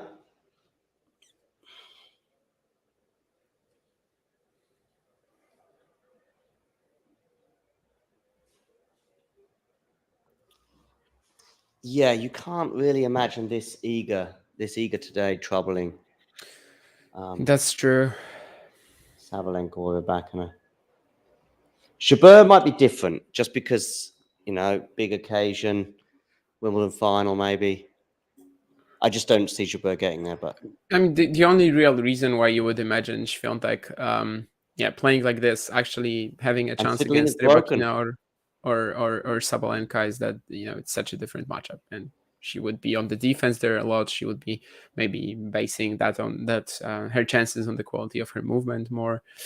But yeah, here she's not looking that great, definitely. Mm-hmm. How does she break? Oh, with a backhand shankish. Backhand long. Yeah, shankish. Yeah. Shankish thingy, and 2-1 Svitolina. We're gonna see, but. So, Ghosty should be happy again. Ghosty got really involved in the linguistics city names debacle as well. Sorry, Ghosty, I did avert my eyes from the chat for a second and watch the tennis. Yeah.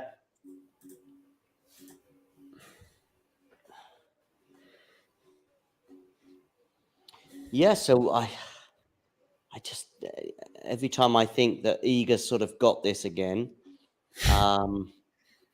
whether that be at 5-5 in the first set or whether that be a breakup in the second or finally sealing the third, the second set, she then goes and relinquishes it. The ascendancy. Yeah, it would be just another win like this where she just kind of steps up in the most important moments.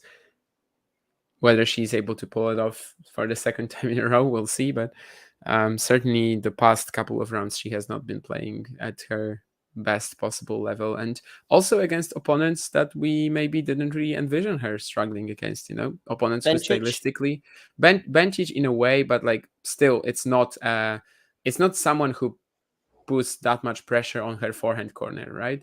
It's not someone who hits hard and flat of both wings. She hits flat, she hits decently hard, but she wasn't actually playing through the Swiatek forehand and rushing her on that wing. It's still opponents who are giving Iga a lot of freedom, and I guess the a bit of a common consensus, because common consensus is maybe saying the same thing twice, but like the consensus was that she will not struggle against someone who's like more of a defender and is just trying to make her play a lot of balls. But she's maybe more so going to struggle against someone who really pushes, like, goes for fine, deep punches into her forehand corner and tries to take time away. Svitolina hits a wonderful slice that just catches the line and doesn't even bounce. So she is 30 love up already in this 2-1 game. And also, regarding Svitolina, she goes out in the first round in Birmingham, I think it was. Yeah, 2 games. Yeah. She won 2 games. Who was it against? I can't remember. Linda Fruchvirtova. Okay, wow. And I remember watching her press conference afterwards, and it was a fairly glum affair. There's also another mark in the sand for me. I saw her beat Venus in the first round here, and I thought that level is not probably going to get beyond the second round. But I guess there's a bit of an example of where you sort of play to the level of your opponent, if you like. I mean, Venus still had some moments, but Svitolina didn't look great that day. But here we are, a week later, 10 days later, 9 days later. Yeah, Venus also had that slip, but I guess with Svitolina, it generally maybe doesn't matter as much. She's just so solid, right? And anytime she is able to run into someone who's maybe not having the best day ever at the office, she will have her chances. And yeah, that increased aggression in her game is coming in clutch for sure this run. Great match against Azarenka, of course, and now and now this as well, which even if after this, if she wins this match, we're probably going to be talking about Iga. Well, while she was clutch on some occasions, she was also self-destructing, and especially in the end of the opening set. Was she 5-3 up in the first set? Yeah, 5-3 up, 5-3 and 30 love.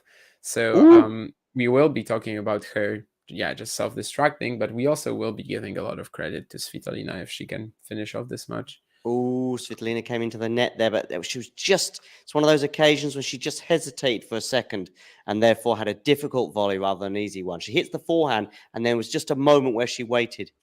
I think she just saw how the forehand was pretty decent and was putting Iga in a bit of trouble and reacted to that. A bit of a no man's land as well. With a little her, bit, because of that lack of conviction. Yeah. 40-30 though. Good serve down the tee. I don't think she found that backhand though, so it's gonna be deuce now. And suddenly, out of nowhere, it's actually deuce, and there could be trouble coming in for Svitolina. She led 40 love in this game, of course. I was tempted to say there could be trouble ahead. Then I was tempted to sing the Bad Runa Rising, but then I decided not to do either. Yeah, and except you actually did both. I mean, almost. I didn't sing the Bad Runa Rising one. At least yeah, you're right. Almost. Yeah, you just sang one of them. Yeah. Cool under pressure swing volley, albeit it was quite an easy swing volley on top of the net, and Svitolina gets a game point. There was like a forehand slice, which was exactly the right shot to do, that just clipped the line. Iga did pretty well on the defense. Anyway, the margins are being pushed. Iga's annoyed. Not sure she could have done much in that rally. I'd have to think back to the beginning. It's a short return from Iga, and it's a wayward forehand, and Svitolina has held, and it's 3-1.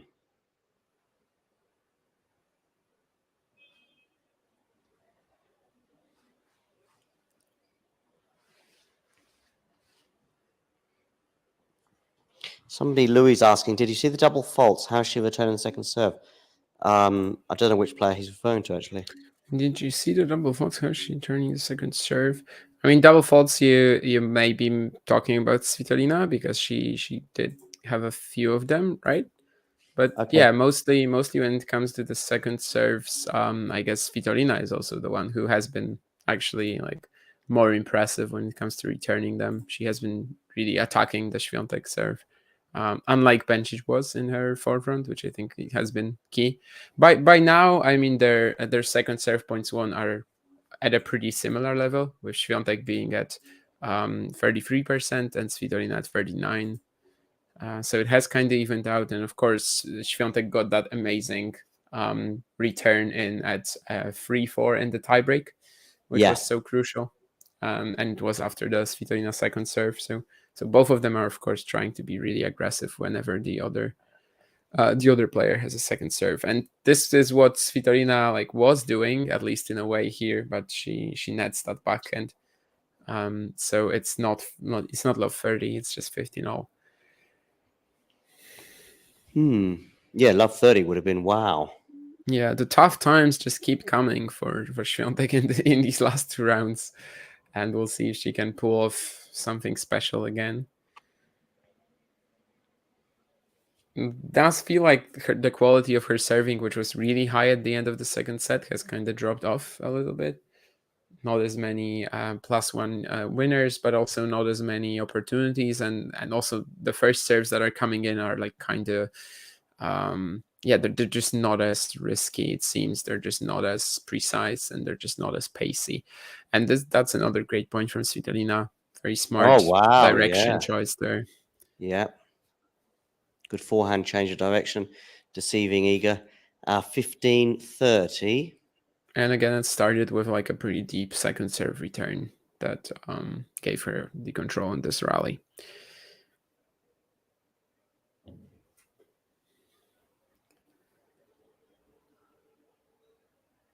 Yeah, that it seems like there's just not that much on Swiatek's first serve right now, at least not as much as it was before. I don't know if it's like a matter of getting slightly tired or not, but Svitolina will have a couple of breakpoints here. Oh, wow. Great backhand down the line. 15-40. Jake is clearly showing his preference of who he wants to win. Louis saying double faults against Azarenka. Oh, was that was she doing a lot of double faults against Azarenka as well? Was she Svitolina, okay. Svitolina? Interesting. I didn't know she had 0 double faults. I honestly watched that match only in the deciding set tiebreak. Oh, I see. Yeah, I'm reading the message again. 0 against that. Okay. 0 against Azarenka and 8 today. I did feel as though, sorry, Dame, I did feel as though in the 30-40, in the first set, 1 or 2 of the double faults were she's really going for it on the second serve. I'm not sure about the other ones. Yeah, probably there are also some more tame ones, but I guess it's just more or less random. But Swiatek is going to attack her second serve, so she's probably trying to go for a little more than she was against Azarenka. Although Azarenka, used to be at least one of the best returners in the sport. And Svitolina gets another break, 4-1. Wow. There's a forehand missed by Swiatek from the middle of the court. She was trying to go down the line and just nets it. So 4-1. A double break. I mean, listen, a double break on clay is significant, but a double break on grass, and you're basically home and dry. Yeah, in this matchup, I don't know. I'm not sure either. Yeah, a women's match, and but also, still, Swiatek has only broken 3 times so far, and that's in 14 service games from Svitolina. So it does mean something, and Svitolina is still winning 82% of her first serve points. Of her first serve points. So it actually is like slightly more meaningful than it seems, I think. And Safiullin Sinner, of course, still going for free, actually still on serve. So Safiullin is holding up so far. He has had to save 2 breakpoints, though. Safiullin had to save some breakpoints, did he? Yeah, 2 of them, but they are still on serve. For those of you just tuning in, if you haven't hit the like button already, please click the like button and subscribe if you haven't done so already. Yeah, I'm not gonna lie. Svitolina kind of deserves this win to me. She has been the stronger player, probably most of the time. It's kind of like the first set was stolen by Svitolina. The second set was stolen by Iga. But yeah, over the course of the match, she just hasn't had the dips that Swiatek has had. And while she also hasn't had the peaks, I mean, some of the patches of play from Swiatek have been extremely poor. Svitolina, with that comeback of hers, she kind of deserves to win today, I think. But of course, maybe Swiatek comes up with something special again. Good defense there from Iga, but Svitolina should have won that point. Love 15.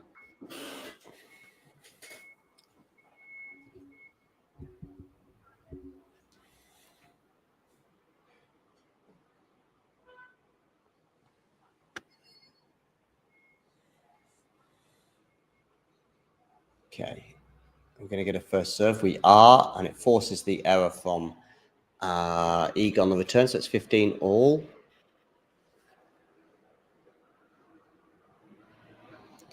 Ghosty talking about Safiolin's hairline being very similar to Jude Law's.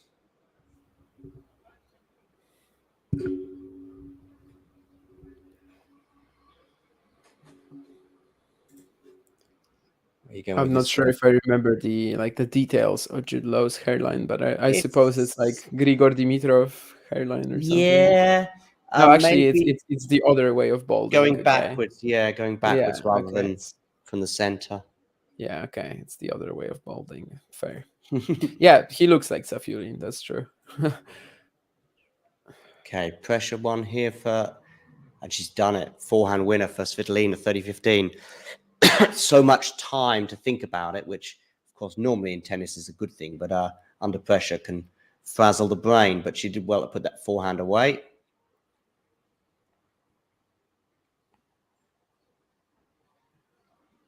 Another ace. Again, like a really important moment, perhaps it's 30-15. You're still likely to win this game, but to actually get ahead by another point, it's a great feeling for Svitolina here. And it feels like all of her aces so far, so 4 in the entire match, have come at a very at a key moment every single time. And that's a 5th ace of the match for Svitolina. And she leads 5-1, just one game away now from a place in the semi-finals of a Grand Slam. Not the first time she's been in the semi-finals of a Grand Slam, but the first time at Wimbledon.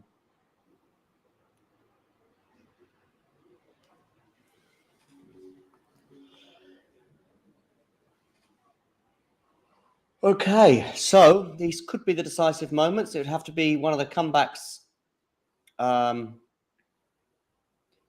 all time, would it be? I mean, I'm thinking even Steffi Graf final against Jan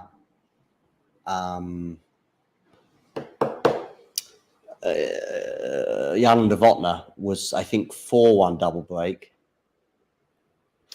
Wasn't there like a 5 love 40 love in Novotná? On grass? Yeah, I mean Novotná, wasn't it? No, not 5 love 40 love. Not that final anyway. Yeah, maybe not that final, but I will have to check that. But no, 5 love 40 love in the final. That would be nuts.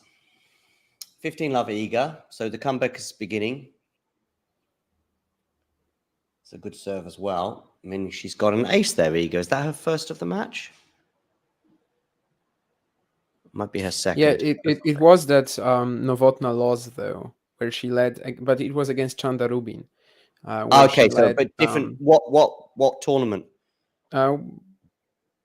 French Open, actually. I thought it was Wimbledon, but it is the French Open, yeah. Okay. And it was 5 love, 40 love, and she lost that set 8-6. So yeah, that's my bad. I actually thought it was Wimbledon as well. I didn't know that. Another ace from Iga, and it's 40 love. You wait all day for an ace, and then a couple turn up at once. 3 game points for Iga. Just 2 left, but of course she is still very likely to clinch that game and ask the question at least. See if Svitolina is ready to serve out this win.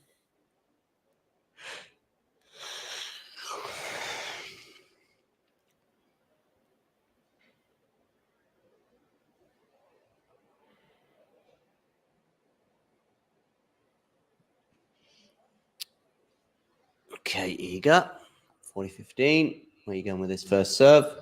You're going long.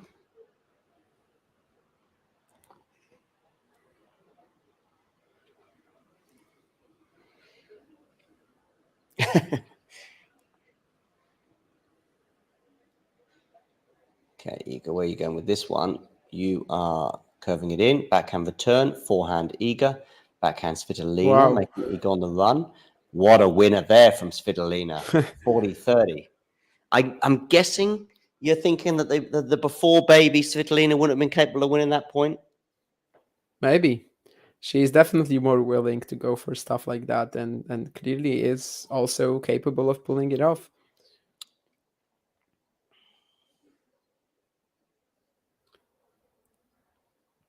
But Swiatek will win this game, so 5-2. And let's see what Svitolina does with it, whether there's any nerves. If she is hitting 2 aces like in the previous game, she's probably going to win it. Let's see also what the returning strategy will be from Iga, whether it will be another couple of huge attempts, or maybe she actually tries to make Svitolina play a little bit. That's what we're going to find out in about 90 seconds. Yeah.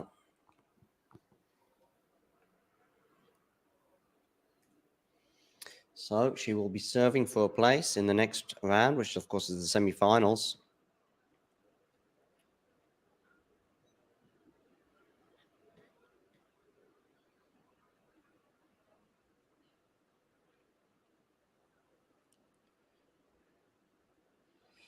And where she'll be playing, or the winner of this will be playing, of course, Marketa Vondrousova, after she won in 3 sets today against Jessica Pegula. 4-1 down she was in the deciding set. Pegula was up, but once again, the American falls short at the quarterfinal stage. Will Andrei Rublev also repeat that trick of falling at the quarterfinal stage, as he has done so many times before? He's coming up shortly after this match against Novak Djokovic, and Nick will be bringing you live commentary of that match. So make sure you hit the like button on this video and also subscribe to the channel. Elina Svitolina is serving for the match and a place in the Wimbledon semi-finals.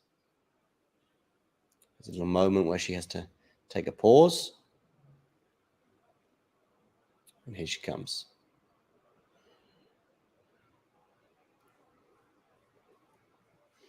Serving to the forehand of Iga. That's a risk. Miss-hit return from Iga. Backhand from Iga. Forehand Svitolina loop. I thought it was going to go long. In the end, it was Iga who went long. Couple of not clean hits from both players. Both of them getting away with it. And in the end, it was Iga who blinked first. 15 love.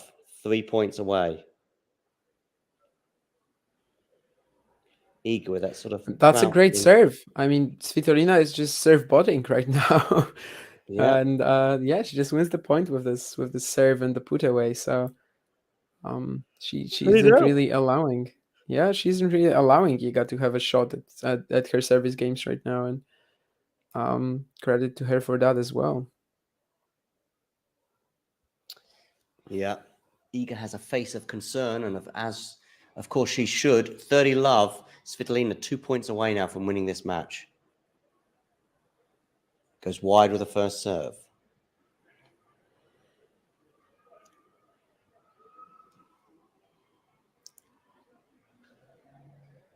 Wow. I mean, speaking of Svitolina being slightly more aggressive and, going for this crazy... backhand winner down the line. Going for these crazy winners. And she does just that to set up 3 match points. What a showing, really. Indeed. Yes, Jordan. Bencic did almost beat you the other day. Jordan, make sure you hit the like button, and anyone else that's tuning in as well, also do the same and subscribe to the channel if you haven't done so already. We are getting close to 2,500 subscribers. Svitolina serving. Goes wide with the first serve.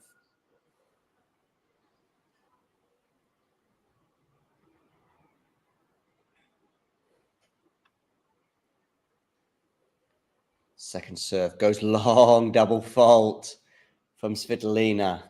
So that would be 9th, I guess, right? Yes. If our what we were... stats are right from the chat.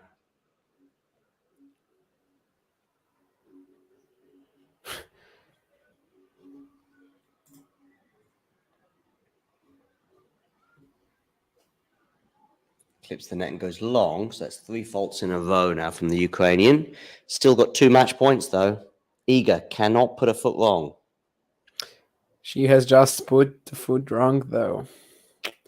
So we have Elina Svitolina in her third Grand Slam semifinal.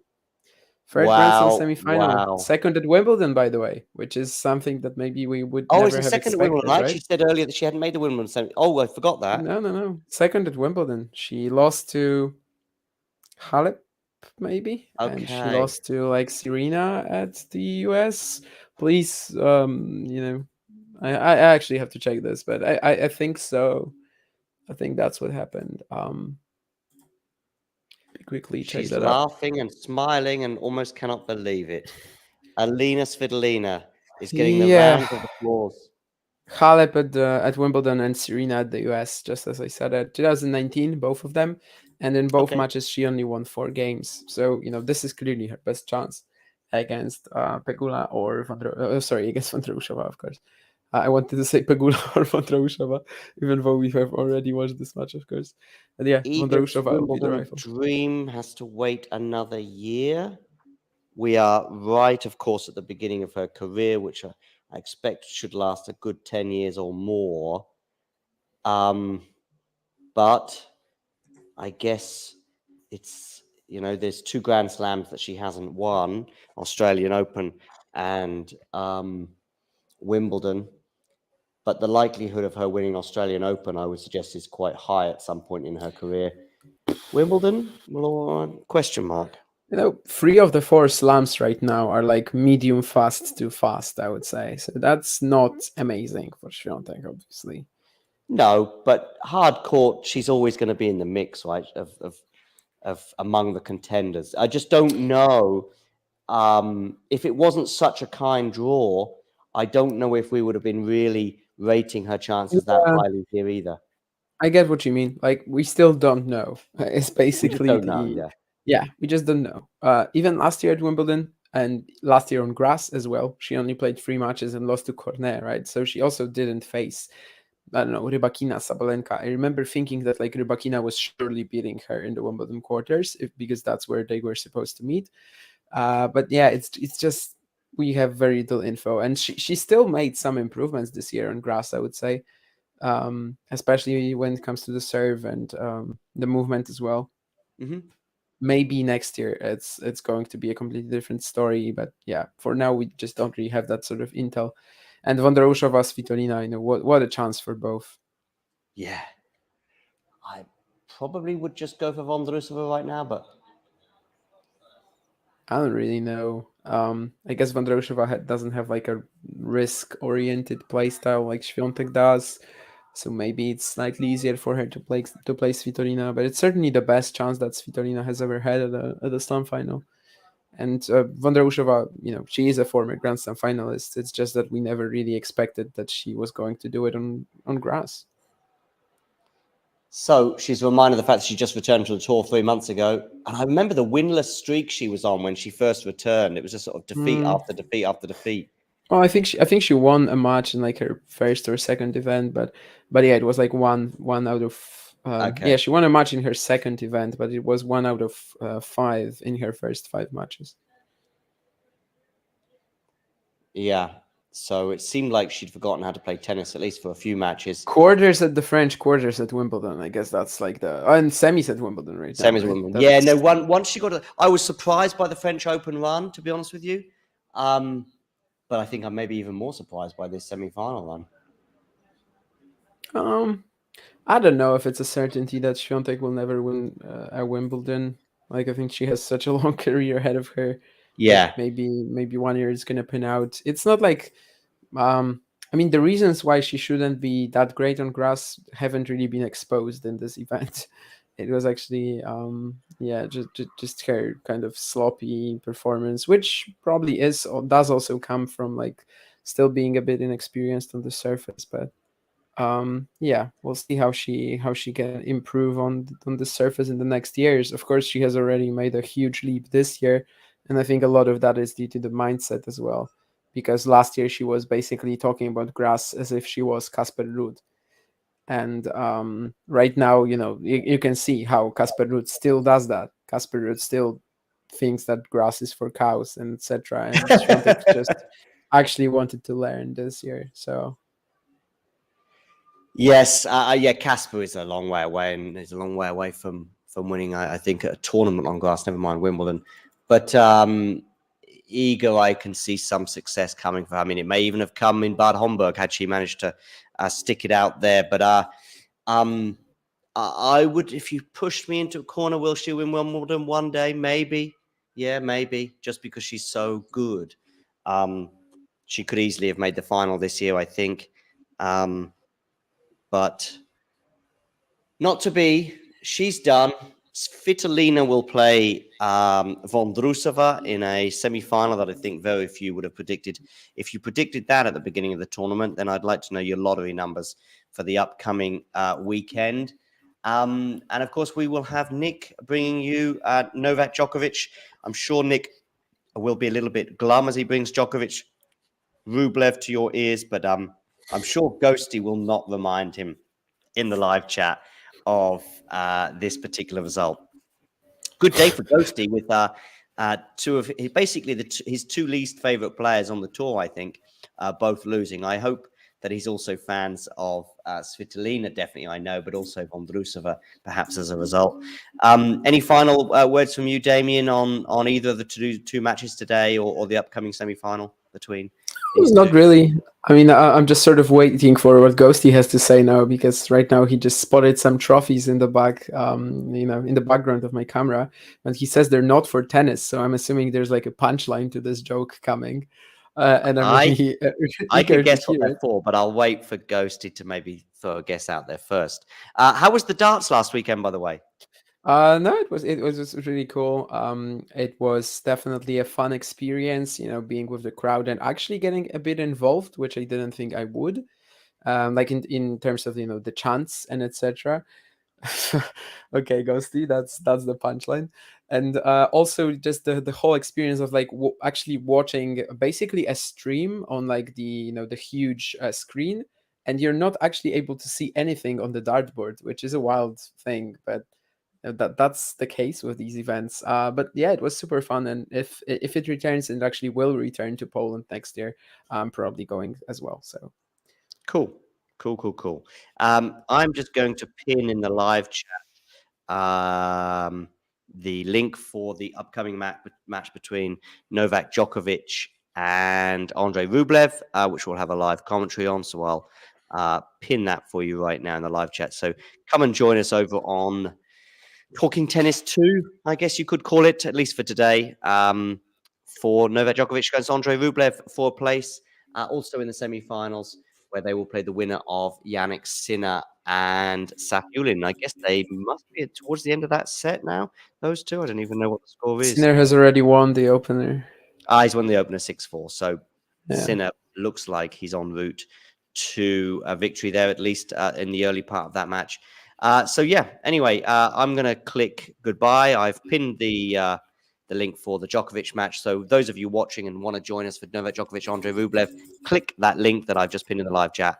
And Nick will see you there very shortly. To everybody else, thanks for stopping by. If you enjoyed this video, make sure you hit that like button. Don't forget to subscribe and click that notification bell so you don't miss out on all things tennis.